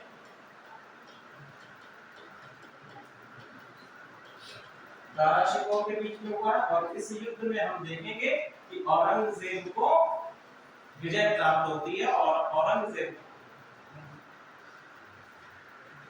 अपने आप को मुगल वंश का अगला राजा घोषित कर देता है। शाहजहां को इसी के बाद नजरबंद कर लिया गया। फतेहपुर सीकरी के पंचमहल में नजरबंद किया गया था।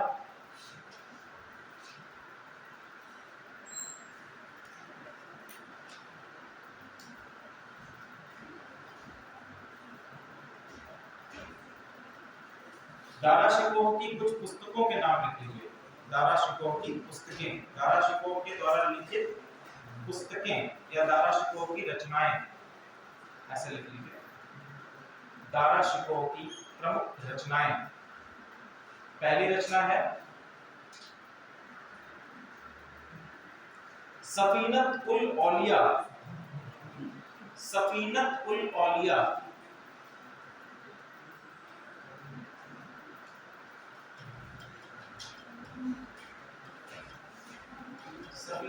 औलिया। दूसरी रचना है सकीनत उल औलिया। सकी, पहला है सफी, दूसरा है सकीनत का, सकीनत उल औलिया। तीसरी रचना है रिसाला ए हकनुमा।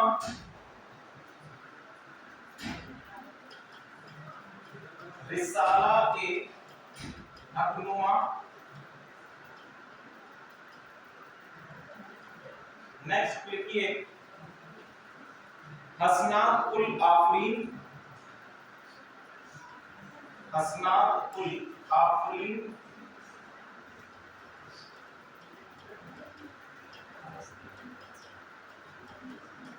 आफरीन।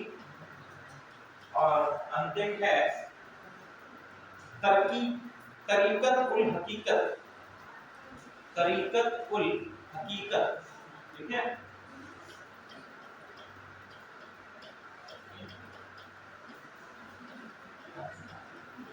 शाहजहां को कादरी सिलसिला का जनक माना जाता है। कादरी सिलसिला, कादरी सिलसिला। तो अगर ऐसा कोई क्वेश्चन आपसे बनता है कि कादरी सिलसिला की शुरुआत किसने की है, तो आप कहेंगे कि कादरी सिलसिला की शुरुआत शाहजहां के द्वारा की गई है। यहां तक कोई आप लोगों को प्रॉब्लम? ठीक है।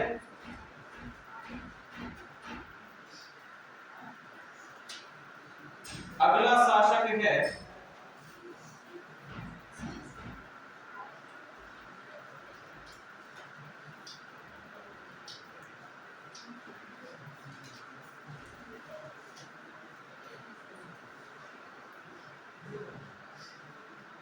औरंगजेब। नेक्स्ट है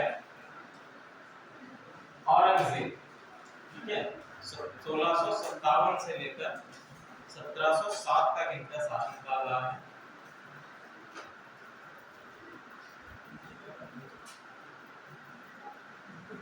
देखो अभी तक औरंगजेब तक जितने भी शासक मुगल वंश में रहे हैं, या फिर हम कह सकते हैं कि जैसे क्या हुआ अभिषेक, छोटी है कुर्सी, बिल्डिंग में बड़ा है, बड़ा संघर्ष की स्थिति में लग रहा है, बड़ी होनी चाहिए, सही है, डिस्टर्ब मत करो, इधर ध्यान दो। कल से जो है तुम इधर बैठोगे, यहाँ पर आप इस तरह बैठोगे, आसपास बैठ कर चलो। यहाँ तक कोई प्रॉब्लम, कोई डाउट किसी को? पीछे आप लोग समझ में आ रहा है? ठीक है, एक बार चलो रिवीजन कर लेते हैं, यहाँ तक क्या क्या हम लोगों ने पढ़ा है उसका एक बार रिवीजन कर लेते हैं। सबसे पहले तो कोई एक व्यक्ति उठ के अभ्युदय का योजना के बारे में कुछ बता दे, कोई भी एक व्यक्ति उठ के अभ्युदय योजना के बारे में। आप सब पीछे, सर आप बता दीजिए, हाँ आप बता दीजिए, हाँ ऐसे ही बता दो। अभ्युदय योजना आज क्लास में हम लोगों ने पढ़ा है ना, बताओ क्या है, क्या इसके बारे में है, क्या ये है योजना?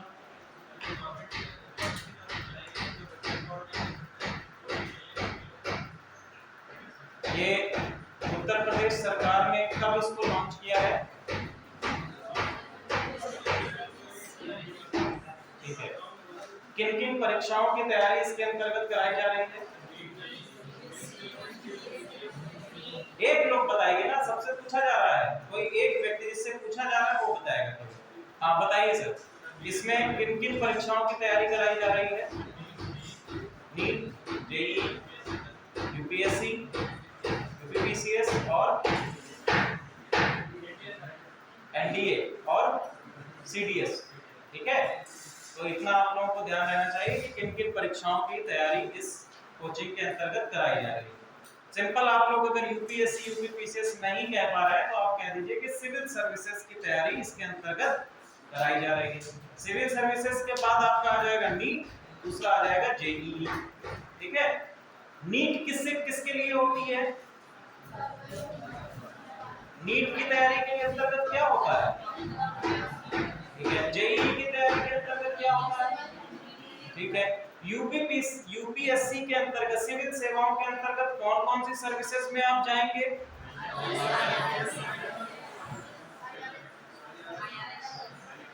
एक लोग बताया करो, सब लोग क्यों चिल्लाने लगते हो? जिससे हम पूछे उससे बता दो कि भाई ये होता है। ठीक है, चलो अच्छा सर आप मैम आप बताइए कि सिविल सर्विसेज का एग्जाम जब हम क्रॉस कर लेंगे, जब हम सिविल सर्विसेज का एग्जाम पास कर लेंगे तो भैया कौन कौन सी पोस्ट मिल सकती है हम लोगों को? और एलिड आईएएस सर्विसेज मिल जाएंगे। ठीक है, पीसीएस की परीक्षा में जो आपके डिफरेंट पोस्ट आती हैं उसमें आप जा सकते हैं। अच्छा, पीसीएस की परीक्षा सेंट्रल स्तर पे होती है कि राज्य स्तर पर होती है? ये परीक्षा राज्य स्तर पर है। क्या ये सभी राज्यों के द्वारा आयोजित कराई जाती है या केवल उत्तर प्रदेश में है? सभी राज्यों में है। ठीक है, तो इतना आप लोग ध्यान रखिएगा, जो बेसिक बेसिक चीजें हैं। दूसरा, उद्देश्य क्या है अभ्युदय योजना को चलाने का? चलो सर बताओ उद्देश्य क्या है? आपके पीछे उद्देश्य क्या है? अभ्युदय योजना को संचालित करवाने का गवर्नमेंट का या हमारी उत्तर प्रदेश सरकार का मुख्य उद्देश्य क्या है? आपसे नहीं पूछ रहे हैं, सर से पूछ रहे हैं, बताओ। गरीब से गरीब और अमीर से अमीर अपने के बच्चे भी पढ़ सकते हैं। एक बीच में आप लोग इंटरप्ट मत करिए, पूरा चीज बताने दिया करिए, कोई भी ऐसा इंटरप्शन अच्छी बात नहीं होती क्लास में। ठीक है, मैम आप प्लीज बताइए। जी आप बताइए मैम कि अभ्युदय योजना का उद्देश्य क्या है?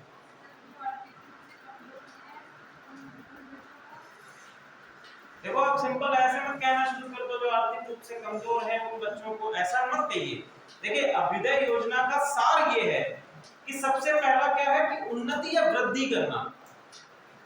इसका जो सार, इसका नाम क्या कहता है कि उन्नति या वृद्धि होना। अब वृद्धि किस स्तर पे है? तो समाज के ऐसे वर्ग जो कि आर्थिक रूप से उस स्थिति में नहीं है कि वो किसी परीक्षा की तैयारी कर सके, यूपीएससी की परीक्षा क्या है, एक बहुत ही लेंथी प्रोसेस होता है। मैंने आपको बताया था कि लगभग 15 मंथ लग जाते हैं और इसमें अथक परिश्रम, साथ ही साथ यदि आपको एक बुक चाहिए होती है तो बुक इसकी बड़ी महंगी महंगी आती है, किसी कोचिंग के नोट्स चाहिए होते हैं वो भी काफी कॉस्टली आते हैं। तो ऐसी स्थिति में मैंने आपको रामचरण की कहानी सुनाई थी ना कि रामचरण नाम का एक व्यक्ति है, उसने देखा कि एक अखबार में एक खबर निकली थी कि उत्तर प्रदेश के किसी एक जिले की किसान की 5 बेटियां आईएएस के तौर पर सेलेक्ट हो गई। तो उसने भी सोचा कि मेरे भी बच्चे अधिकारी बने, अधिकारी रैंक पर जाए, लेकिन अधिकारी रैंक पर जाने के लिए उसको क्या चाहिए था, धन या आर्थिक मदद चाहिए थी। तो यही इस योजना का मुख्य उद्देश्य है कि ऐसे तबके जो कि कोचिंग की तैयारियां अपने बच्चों को नहीं करा पा रहे हैं, आर्थिक उनकी तंगी है, ऐसे बच्चों को क्या कर सके, इस योजना के अंतर्गत सभी स्तरों पर, यानी कि आज हमने बात कही थी, एक टर्म है समावेशी विकास। क्या है? समावेशी विकास, जिसमें समाज के सभी लोगों को, सभी वर्गों को हम समावेश कर लें और उनका विकास, उनका डेवलपमेंट कराएं। ठीक है, तो यही इसकी मुख्य अवधारणा है। साथ ही साथ जब हम लोग बात करते हैं मानव विकास की, तो उसमें एक बात कहते हैं कि हमारे देश का युवा हमारे लिए एक एसेट बने, ना कि एक लायबिलिटी बनकर रह जाए। ठीक है, क्योंकि आप लोग सबसे अपनी कीमती वस्तु यहाँ पर देते हैं, क्या देते हैं? टाइम, समय। समय क्या है? सबसे कीमती है। तो आप लोगों के लिए भी जरूरी है कि आप लोग यहाँ पर आकर अपनी समय, अपना सबसे कीमती वस्तु यहाँ पर दे रहे हैं, तो घर पे जाके रिवीजन करो, यहाँ जो बताया जा रहा है उसको समझो, उसको देखो। ठीक है, अपना अथक परिश्रम दो, ताकि ये जो समय आप यहाँ पे इन्वेस्ट कर रहे हैं इसका पूर्ण फल आपको परीक्षा के दौरान मिल सके। इन्वेस्टमेंट मतलब क्या होता है? इन्वेस्टमेंट हम जब करते हैं तो उसका मुख्य उद्देश्य क्या होता है कि हमें वहां से प्रॉफिट मिले, और जब प्रॉफिट ही नहीं मिलेगा इन्वेस्टमेंट का, तो इन्वेस्टमेंट हमारा क्या हो जाएगा? लायबिलिटी बनकर रह जाएगा।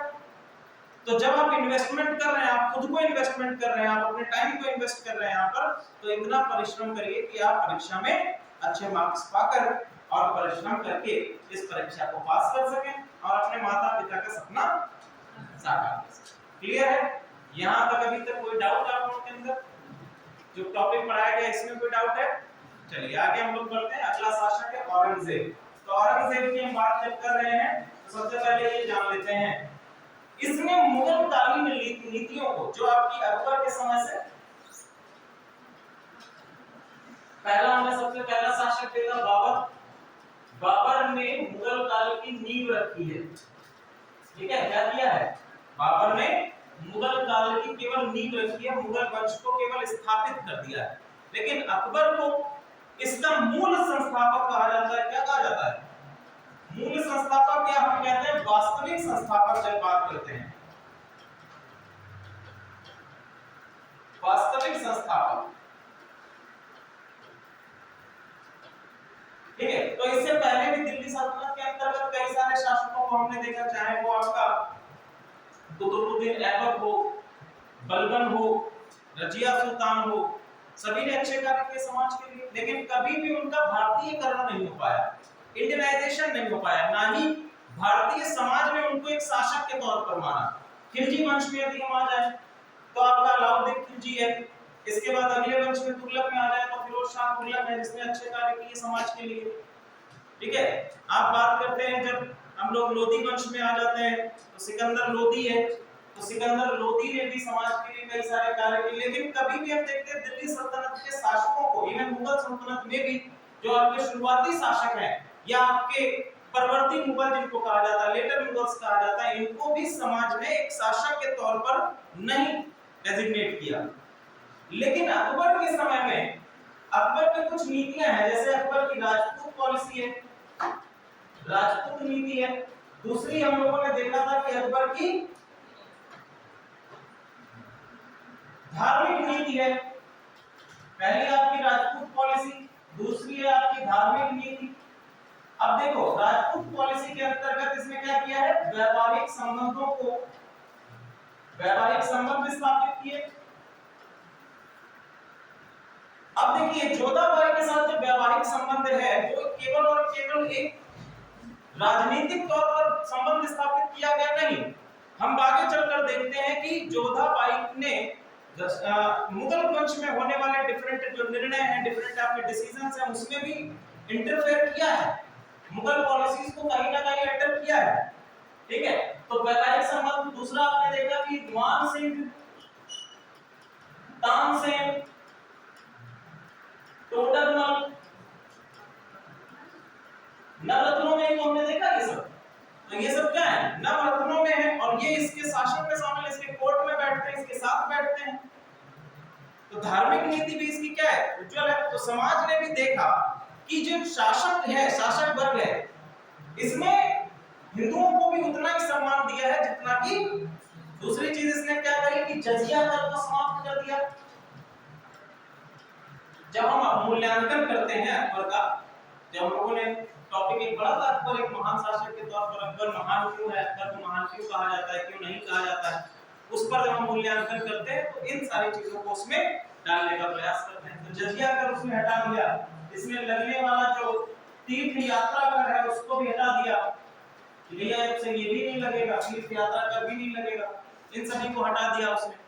तो जहां तक उसने देखा कि समाज के सभी वर्गों को एक साथ लेकर चलने का प्रयास किया, तो इसको शासक की दर्जी प्रदान की गई। आगे हम देखते हैं जहांगीर आता है, तो जहांगीर ने इन सारी चीजों को तो शामिल किया ही, लेकिन उसने एक और चीज लेकर आया, जंजीरे अदल।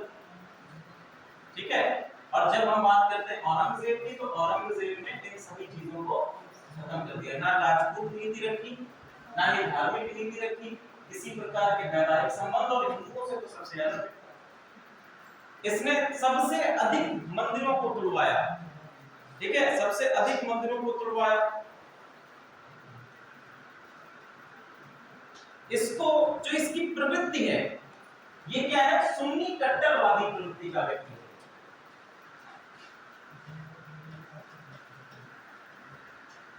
सुन्नी कट्टरवादी प्रवृत्ति, जैसा कि हम लोगों ने अकबर के शासन का, अकबर के दरबार में एक इतिहासकार था बदायूनी। ठीक है, तो बदायूनी जो था वो भी सुन्नी कट्टरवादी प्रवृत्ति का था। तो जब भी कोई अकबर जब भी कोई इसी प्रकार का डेवलपमेंट करता था, तो सबसे अधिक विरोध जो है वही करता था।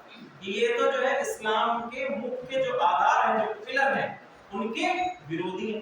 जैसे दीन इलाही की स्थापना करी, दीन इलाही नाम का जो सिलसिला है अकबर के द्वारा चलाया गया, तो बदायूनी ने कहा ये तो इस्लाम के विरुद्ध है, क्योंकि दीन इलाही के अंतर्गत अकबर ने स्वयं को ईश्वर के रूप में स्थापित कर दिया था। तो उसने कहा कि ये तो इस्लाम के विरुद्ध है, इस्लाम में कोई भी शासक अपने आप को ईश्वर के समतुल्य नहीं बता सकता। यहाँ तक क्लियर है सर? तो हम लोग औरंगजेब को पढ़ते हैं कि औरंगजेब के अंतर्गत क्या क्या चीजें आ रही हैं। सबसे पहला, इसकी उपाधि क्या है, इसकी भैया उपाधि है आलमगीर। आलमगीर इसकी उपाधि है, जिसका अर्थ होता है विश्व विजेता या विश्व को जीतने वाला, विश्व विजेता। ठीक है, शासन के पहले 10 वर्षों में इसने सैन्य अभियान किए। अभी हम लोगों ने पढ़ा था कि कौन कौन से आपके विरुद्ध विद्रोह किए गए हैं, जो कि बेसिकली सिंहासन के लिए विद्रोह किए गए हैं। इसके जो अलग अलग भाई हैं उनके द्वारा, जिसके 3 बाकी भाई हैं उनके द्वारा सिंहासन के लिए विद्रोह, साथ ही साथ जाटों और सनातनियों और सिखों के खिलाफ विद्रोह किया, और इन विद्रोह में उसने कठोर धार्मिक नीति अपनाई। ठीक है, यानी कि इनको कत्ल करवाया गया। अब देखो, औरंगजेब मूल रूप से प्योरिटन प्योर का मतलब क्या होता है, शुद्ध। और किस मामले में शुद्ध रहेगा, प्योरिटी किस मामले में है, प्योरिटी है ये इस्लाम के पंथ को लागू करने के मामले में, कि इस्लाम में किसी प्रकार का किसी अलग पंथ का ना, जो शरीयत में जो कुरान में है वही चीजें यहाँ पर शासन के पद्धति के तौर पर लागू होनी चाहिए। उसको प्योरिटी या फिर हम कह सकते हैं कि आपका शुद्ध धार्मिक प्रवृत्ति का व्यक्ति था। साथ ही साथ हिंदुओं पर फिर से इसने जजिया लगाया। ठीक है, नक्शबंदी सूफी आदेश से भी ये प्रभावित था, जिसमें कि इस्लाम को सबसे अधिक। अब देखो, यहाँ पर फिर वही घटना होती है जैसा कि खुसरो ने किया था। खुसरो ने पिता के विरुद्ध विद्रोह किया और जाकर अर्जन देव के पास शरण ले ली। यहाँ पर इसका बेटा है अकबर। ठीक है, औरंगजेब का पुत्र है अकबर। अकबर ने भी पिता के साथ में विद्रोह किया और सिखों के 90 गुरु आपके गुरु तेग बहादुर के पास जाकर शरण ले ली, और फिर वही काम जो कि जहांगीर ने किया था, वही काम औरंगजेब ने किया कि औरंगजेब ने 9वें सिख गुरु गुरु तेग बहादुर को दत्त कर दिया। दक्कन की नीति की अगर बात करें तो दक्कन की नीति में बेसिकली दक्कन में कौन है महत्वपूर्ण शक्ति के रूप में? मराठा किंगडम है। ठीक है, तो मराठा किंगडम के प्रभाव को रोकने के लिए उसने नीतियां बनाई, जिसके अंतर्गत गोलकुंडा और बीजापुर, ठीक है, गोलकुंडा और बीजापुर में आपने शिया राज्यों की स्थापना करी। इसके बाद औरंगजेब 1682 में दक्कन आया और 1707 तक उसने दक्कन अभियान को जारी रखा और 1707 में दक्कन में ही इसकी मृत्यु हुई। ठीक है, चलिए आगे हम बात करते हैं। औरंगजेब ने शिवाजी को बंदी बनाने के लिए एक के बाद अपने 2 महान सिपाहियों, पहला कौन है? शाइस्ता खान। पहला कौन है? शाइस्ता खान है और दूसरा है आपका जयसिंह। ठीक है, जयसिंह को भेजा। जयसिंह ने अंततः शिवाजी को पकड़ भी लिया, लेकिन बाद में दक्कन के क्षेत्र में शिवाजी उसकी गिरफ्त से भागने में सफल हुए। क्लियर है? चलिए शिवाजी जो है, जो हम मराठों को पढ़ेंगे तो उनकी गोरिल्ला नीति को भी पढ़ेंगे। तो शिवाजी ने हमले को मुगल जो आपके डिफरेंट कॉन्वॉय होते थे उन पर गुरिल्ला रणनीति से युद्ध करते थे। यानी पहाड़ी क्षेत्र है, दक्कन का क्षेत्र था, पहाड़ी तो पहाड़ी गुफाओं के ऊपर जाकर छुप जाते थे और उसके बाद चुपके से अचानक से हमला कर देते थे। तो यही आपकी क्या गुरिल्ला रणनीति है। 1680 में 53 वर्ष की आयु में शिवाजी की मृत्यु होती है और तब तक ये मुगल साम्राज्य के खिलाफ मोर्चा खोले रहते। ठीक है, 1707 में मराठों द्वारा औरंगजेब की गंभीर परीक्षा ली गई और तब तक शिवाजी के जो पुत्र हैं उनका विद्रोह भी जारी रहा। 1707 में औरंगजेब की मृत्यु भारतीय इतिहास में ऐतिहासिक घटना को चित्रित किया, क्योंकि यहाँ से आप देखते हैं 1707 में औरंगजेब की मृत्यु के बाद भारतीय इतिहास एक बार और पलटता है। ठीक है, और 1707 के बाद हम देखते हैं कि मुगल वंश के परवर्ती शासक कमजोर होते जाते हैं और ब्रिटिश शासन क्या होता है? फलता फूलता जाता है। ठीक है, इसके बाद 1757 तक आते हैं, प्लासी का युद्ध होता है। 1764 में बक्सर का बैटल होता है। उड़ीसा, बिहार और बंगाल की दीवानी मिल जाती है और अंग्रेज अपने शासन को और अधिक डेवलप करना शुरू कर देते हैं। ठीक है, मुगल एम्पायर औरंगजेब के अंतर्गत अगर हम देखें तो यहाँ आप देख पा रहे हैं कि लगभग समस्त भारत में मुगल एम्पायर आपका हो गया। तो दक्षिण भारत का कुछ हिस्सा छोड़ दिया जाए तो, ठीक है, ये केरला का भी कुछ हिस्सा है, इसको अगर आप छोड़ देते हैं तो यहाँ तक आपके समस्त क्षेत्रों में औरंगजेब का शासन दिखाई देता है। ठीक है, साहित्य की बात अगर हम करें, मुगल साहित्य में, मुगल साहित्य के दौरान कौन कौन सी भाषाओं का विकास हो रहा है? पहली आपकी पर्शियन लैंग्वेज भारत आती, फारसी भाषा है, संस्कृत है, क्षेत्रीय भाषाओं का विकास हुआ है। मुगल साम्राज्य प्रशासन की जो भाषा है वो कौन सी है? फारसी भाषा है। ठीक है, शासन के दौरान साहित्य के क्षेत्र में बोलियां बोलने वाले जो आपके क्षेत्रीय बोलियां हैं, ठीक है, क्षेत्रीय बोलियां, इनका विकास सर्वाधिक रूप में हुआ है और आम भाषा के रूप में उर्दू एक माध्यम के तौर पर यूज करी जाती है, आम जन की भाषा के रूप में। ठीक है, बाबर की आत्मकथा की बात करें तो तुझके बाबरी है। बाबर की आत्मकथा का नाम क्या है? तुझके बाबरी। किस भाषा में लिखी गई है? तुर्की भाषा में लिखी गई है। ठीक है, इस आत्मकथा में भारतीय वनस्पतियों और जीवों का भी विवरण दिया गया है। तो क्वेश्चन अगर बनता है आपसे कि किस मुगल शासक की जीवनी में या आत्मकथा में भारतीय वनस्पतियों और जीवों का विवरण है, तो बाबर की आत्मकथा में आपके वनस्पतियों और जीवों का विवरण दिया गया है। भेज दिया है आपके मोबाइलों पर पड़ी हुई है, इसको वहां से देख लीजिए, इतना लिखने की आवश्यकता नहीं, केवल यहाँ पे समझिए। अगला है बाबरनामा का अनुवाद किया गया है। बाबरनामा तुझके बाबरी है। ठीक है, तुर्की भाषा में लिखी गई थी, लेकिन इसका अनुवाद फारसी में किया है। किसने किया है? अब्दुल रहीम खाना द्वारा किया गया था। इसके साथ साथ अबुल फजल ने क्या लिखा है? अकबरनामा लिखा है। अकबरनामा अकबर का इतिहास है और आईने अकबरी प्रशासनिक पुस्तक है, वो लिखी है। मैं लिखवा चुका हूं आप लोगों को ऑलरेडी। जहांगीर की आत्मकथा, जहांगीर की ऑटोबायोग्राफी आपकी कौन सी है? तुझके जहांगीरी, जहांगीर की ऑटोबायोग्राफी है। इसके बाद मुताबिक खान में जहांगीर की थी, इकबाल नामा है जहांगीर, लिखी है। इसके साथ साथ शाहजहां की जीवनी है पादशाहनामा, ठीक है, पादशाहनामा, इसके बारे में ऑलरेडी मैं आप लोगों को लिखवा चुका हूं। पादशाहनामा क्या है, इसके लेखक कौन कौन से हैं। पादशाहनामा बेसिकली 3 चरणों में लिखी गई है, जिसमें पहले 10 वर्षों का शासनकाल, उसके बाद के 10 वर्षों का शासनकाल और उसके बाद तीसरा चरण, तीसरे दशक का शासनकाल। तीनों में अलग अलग लेखक आपको मिलेंगे, जिसमें कौन कौन से लेखक हैं। पहले अब्दुल हमीद लाहौरी है, इनायत खान है, और इनायत खान ने ही लिखा है शाहजहांनामा, ठीक है, अलग अलग है शाहजहांनामा। फैक्चुअल है, केवल छोटा सा फैक्ट है, एग्जामिनेशन में पूछा जा सकता है वनडे एग्जाम में, ठीक है। फारसी साहित्यकारों के अनुवाद से समृद्ध हुआ। महाभारत का अनुवाद अबुल फजल के भाई फैजी के द्वारा किया गया है, ठीक है। महाभारत का अनुवाद कल हम लोगों ने बताया था किसके नाम से हुआ है, रज़्मनामा, ठीक है, किसके नाम से हुआ है, रज़्मनामा के नाम से अनुवाद किया गया है महाभारत का, ठीक है। दारा शिकोह ने भगवत गीता उपनिषद का अनुवाद किया और इसका काम मजमा-उल बहरीन, लगभग 55 उपनिषदों का इसने अनुवाद कराया है और इनको कहा गया है रहस्य पुस्तकें। रहस्य पुस्तक कहा गया है, लगभग 55 उपनिषदों का इसने अनुवाद किया है। इसका एक और नाम है सिर्र-ए-अकबर, रहस्यमय पुस्तक, और दूसरा है सिर्र-ए-अकबर,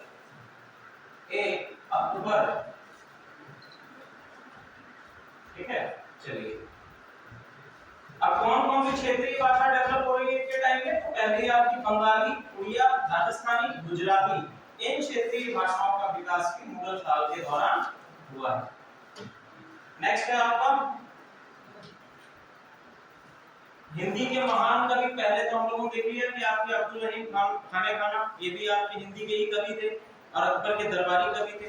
दूसरे आपके समकालीन है तुलसीदास, ठीक है, तुलसीदास ये भी समकालीन है और इन्होंने भी रामायण रामचरितमानस के हिंदी संस्करण को लिखा है। दरबारी कवि है शाहजहां के जगन्नाथ पंडित राय, इनकी 2 संस्कृत की पुस्तकें हैं, पहली है आपकी गंगा लहरी और दूसरी है रस गंगा धरम। एग्जामिनेशन में इस तरह से क्वेश्चन पूछा जा सकता है कि गंगा लहरी या रस गंगा धरम के लेखक कौन है, वनडे एग्जामिनेशन का क्वेश्चन है। यूपीएससी में अगर पूछा जाएगा तो आपसे एक तरफ लिख देगा किताबें, दूसरी तरफ लिख देगा लेखक, और यहाँ पर मान लीजिए इसमें लिख दिया गंगा लहरी, क्या ऐसे करके लिख दिया x y z और a, और दूसरी तरफ यहाँ पे लिख दिया आ बा सा और द, ठीक है। अब ये नीचे कहेगा कि इनका मिलान करो, क्या बोल देगा कि इनका मिलान करो, तो आपको सही पुस्तक के सही लेखक से मिलाना है। तो देखो एक क्वेश्चन के अंतर्गत यूपीएससी कितने क्वेश्चन पूछ रहा है, 4 क्वेश्चन पूछ रहा है, क्योंकि 4 पुस्तकें और 4 लेखकों के नाम पूछ रहा है। वनडे एग्जामिनेशन में केवल एक पूछा जाएगा कि भैया गंगा लहरी का लेखक कौन है। यहाँ पर एक क्वेश्चन के अंतर्गत 4 क्वेश्चन पूछ लिए जाएंगे, 4 पुस्तकों के नाम है, 4 लेखकों के नाम है, उनका मिलान करो, उनका सही क्रम बता दो। या फिर ऐसे पूछ लेगा कि निम्न में से कौन सा मिलान सही नहीं है। क्लियर है? चलो, ये भैया इबादत खाना का फोटो है। वास्तुकला की बात करें, आर्किटेक्चर के बारे में बात करें, मुगल कालीन आर्किटेक्चर, तो मुगल कालीन आर्किटेक्चर में देखते हैं, हम लोगों ने बात करी कि मुगल काल में शाहजहां ने, जो अकबर के द्वारा सर्वाधिक किलों का निर्माण कराया गया, शाहजहां ने आर्किटेक्चर को एक नई गति प्रदान करी। इसी के समय में आपका पीकॉक थ्रोन है, ठीक है, इलाहाबाद का किला है, आगरा का किला है, लाहौर का किला है, ये शाहजहां के दौर में बनवाया गया। पीकॉक थ्रोन, मयूर सिंहासन, ये भी शाहजहां के दौर में बनवाया गया, ठीक है। तो बेसिकली जो वास्तुकला है किस प्रकार की देखने को मिलती है, इस इंडो इस्लामिक, या हम कह सकते हैं कि हिंद इस्लामिक आपको वास्तुकला मिलती है, जिसमें इंडियन आर्किटेक्चर और साथ ही साथ आपकी इस्लामिक आर्किटेक्चर का मिश्रण रूप हमको देखने को मिलता है। अब आगे देखते हैं, इस शासक की पहली इमारत कौन सी है, दिल्ली में हुमायूं का मकबरा। इसके बारे में हम लोग लास्ट लेक्चर पढ़ चुके हैं हुमायूं का मकबरा किस शैली में बना हुआ है, क्या क्या चीजें हैं उसमें। इसको हम लोग मुगलों का शयनगार भी कहते हैं। क्या कहते हैं? मुगलों का शयनगार। क्यों कहते हैं? मैंने आपको बताया था कि केवल इसमें हुमायूं ही नहीं, लगभग मुगल परिवार के 155 से अधिक लोग दफन हैं, तो इसको मुगलों का शयनगार भी कहा जाता है। चलिए, आगरा और फतेहपुर सीकरी में केवल किला बनवाए। बुलंद दरवाजा आपका कहां पर है? फतेहपुर सीकरी में है, जो कि आपके गुजरात विजय के बाद किसने बनवाया था? अकबर के द्वारा बनवाया गया था। फतेहपुर सीकरी में ही शरीफ चिश्ती का मकबरा है, जोधाबाई का महल भी है, इबादत खाना है, बीरबल का घर है और अन्य फारसी इमारतें भारतीय तत्वों के संरक्षण में है। क्लियर है? जो इबादत खाना है वहां पर आप अगर घूमने जाएंगे तो आज भी जब गाइड आपको घुमाने जाएगा तो कहेगा कि यहाँ पर मांगी हुई मन्नतें जो हैं पूरी हो जाती हैं। गाइड ऐसा बताते हैं। कभी जाना हो तो मन्नत मांग के आना, आईएएस बनने की शायद पूरी हो जाए। जहांगीर के शासन में अकबर के मकबरे का निर्माण कराया गया और अकबर का मकबरा कहाँ है? आगरा के सिकंदरा में अकबर का मकबरा बनवाया गया है। ठीक है, चलिए इसके बाद हम देखते हैं, बाकी तो आप लोगों का फैक्चुअल है, इसको देखेंगे। कुछ इमारतें हैं, ये आपका कौन सा है दरवाजा? ये बुलंद दरवाजा है। ठीक है, बुलंद दरवाजा कहां पर है? फतेहपुर सीकरी में है। ये आप देख रहे हैं कि ये मेहराब का आर्किटेक्चर है। क्या है ये? मेहराब है, इस्लामिक कला शैली का है। इसको हम लोग कहते हैं मीनार, इसको हम लोग कहते हैं गुंबद, या इसको छत्र भी कहा जाता है। ठीक है, गुंबद जो है बेसिकली छत्र और जो आपका इस्लामिक कला शैली है, दोनों का एक मिश्रण रूप है। ठीक है, छत्र जो है वो आपको इंडियन या हम कह सकते हैं इंडियन आर्किटेक्चर का पार्ट है और उसी को मिलकर बनाया है गुंबद। क्लियर है? कभी कभी आप कुछ जगहों पे मीनारों में शंकु का स्ट्रक्चर देखते हैं, इस प्रकार का। ठीक है, ये स्ट्रक्चर जो है भारतीय मंदिरों में दिखाई देता है और यही इस्लामिक कला शैली में भी आप कहीं कहीं देखेंगे। तो इसका मतलब क्या है कि ये दोनों मिक्स हो जाते हैं। दूसरी चीज, कहीं बहुत सारे ऐसे मुगल आर्किटेक्चर हैं जिसपे कुरान की आयतें लिखी हुई है और साथ ही साथ गीता के संस्कृत श्लोक भी लिखे हुए हैं। ठीक है, तो हम कहेंगे कि ये भी एक आपका इंडो इस्लामिक मिक्सचर है। बुलंद दरवाजा हो गया, ये आपका पंच महल है फतेहपुर सीकरी का आर्किटेक्चर के अंतर्गत। नेक्स्ट है आपका ये एतमाउद्दौला का मकबरा है। ये पूर्णतः संगमरमर का बना हुआ है। ठीक है, और ये है आपका आगरा का ताजमहल। ठीक है, तो यहाँ पर आज हमारा मुगल वंश समाप्त होता है। ठीक है, इसका आप लोग रिवीजन करिए, इसके नोट्स मैंने आप लोगों को ग्रुप में डाल दिए हैं। कल की क्लास में हम लोग मौर्य वंश के अंतर्गत अशोक और अशोक के शिलालेखों का अध्ययन करेंगे। पहला है आपका अशोक और अशोक के शिलालेख।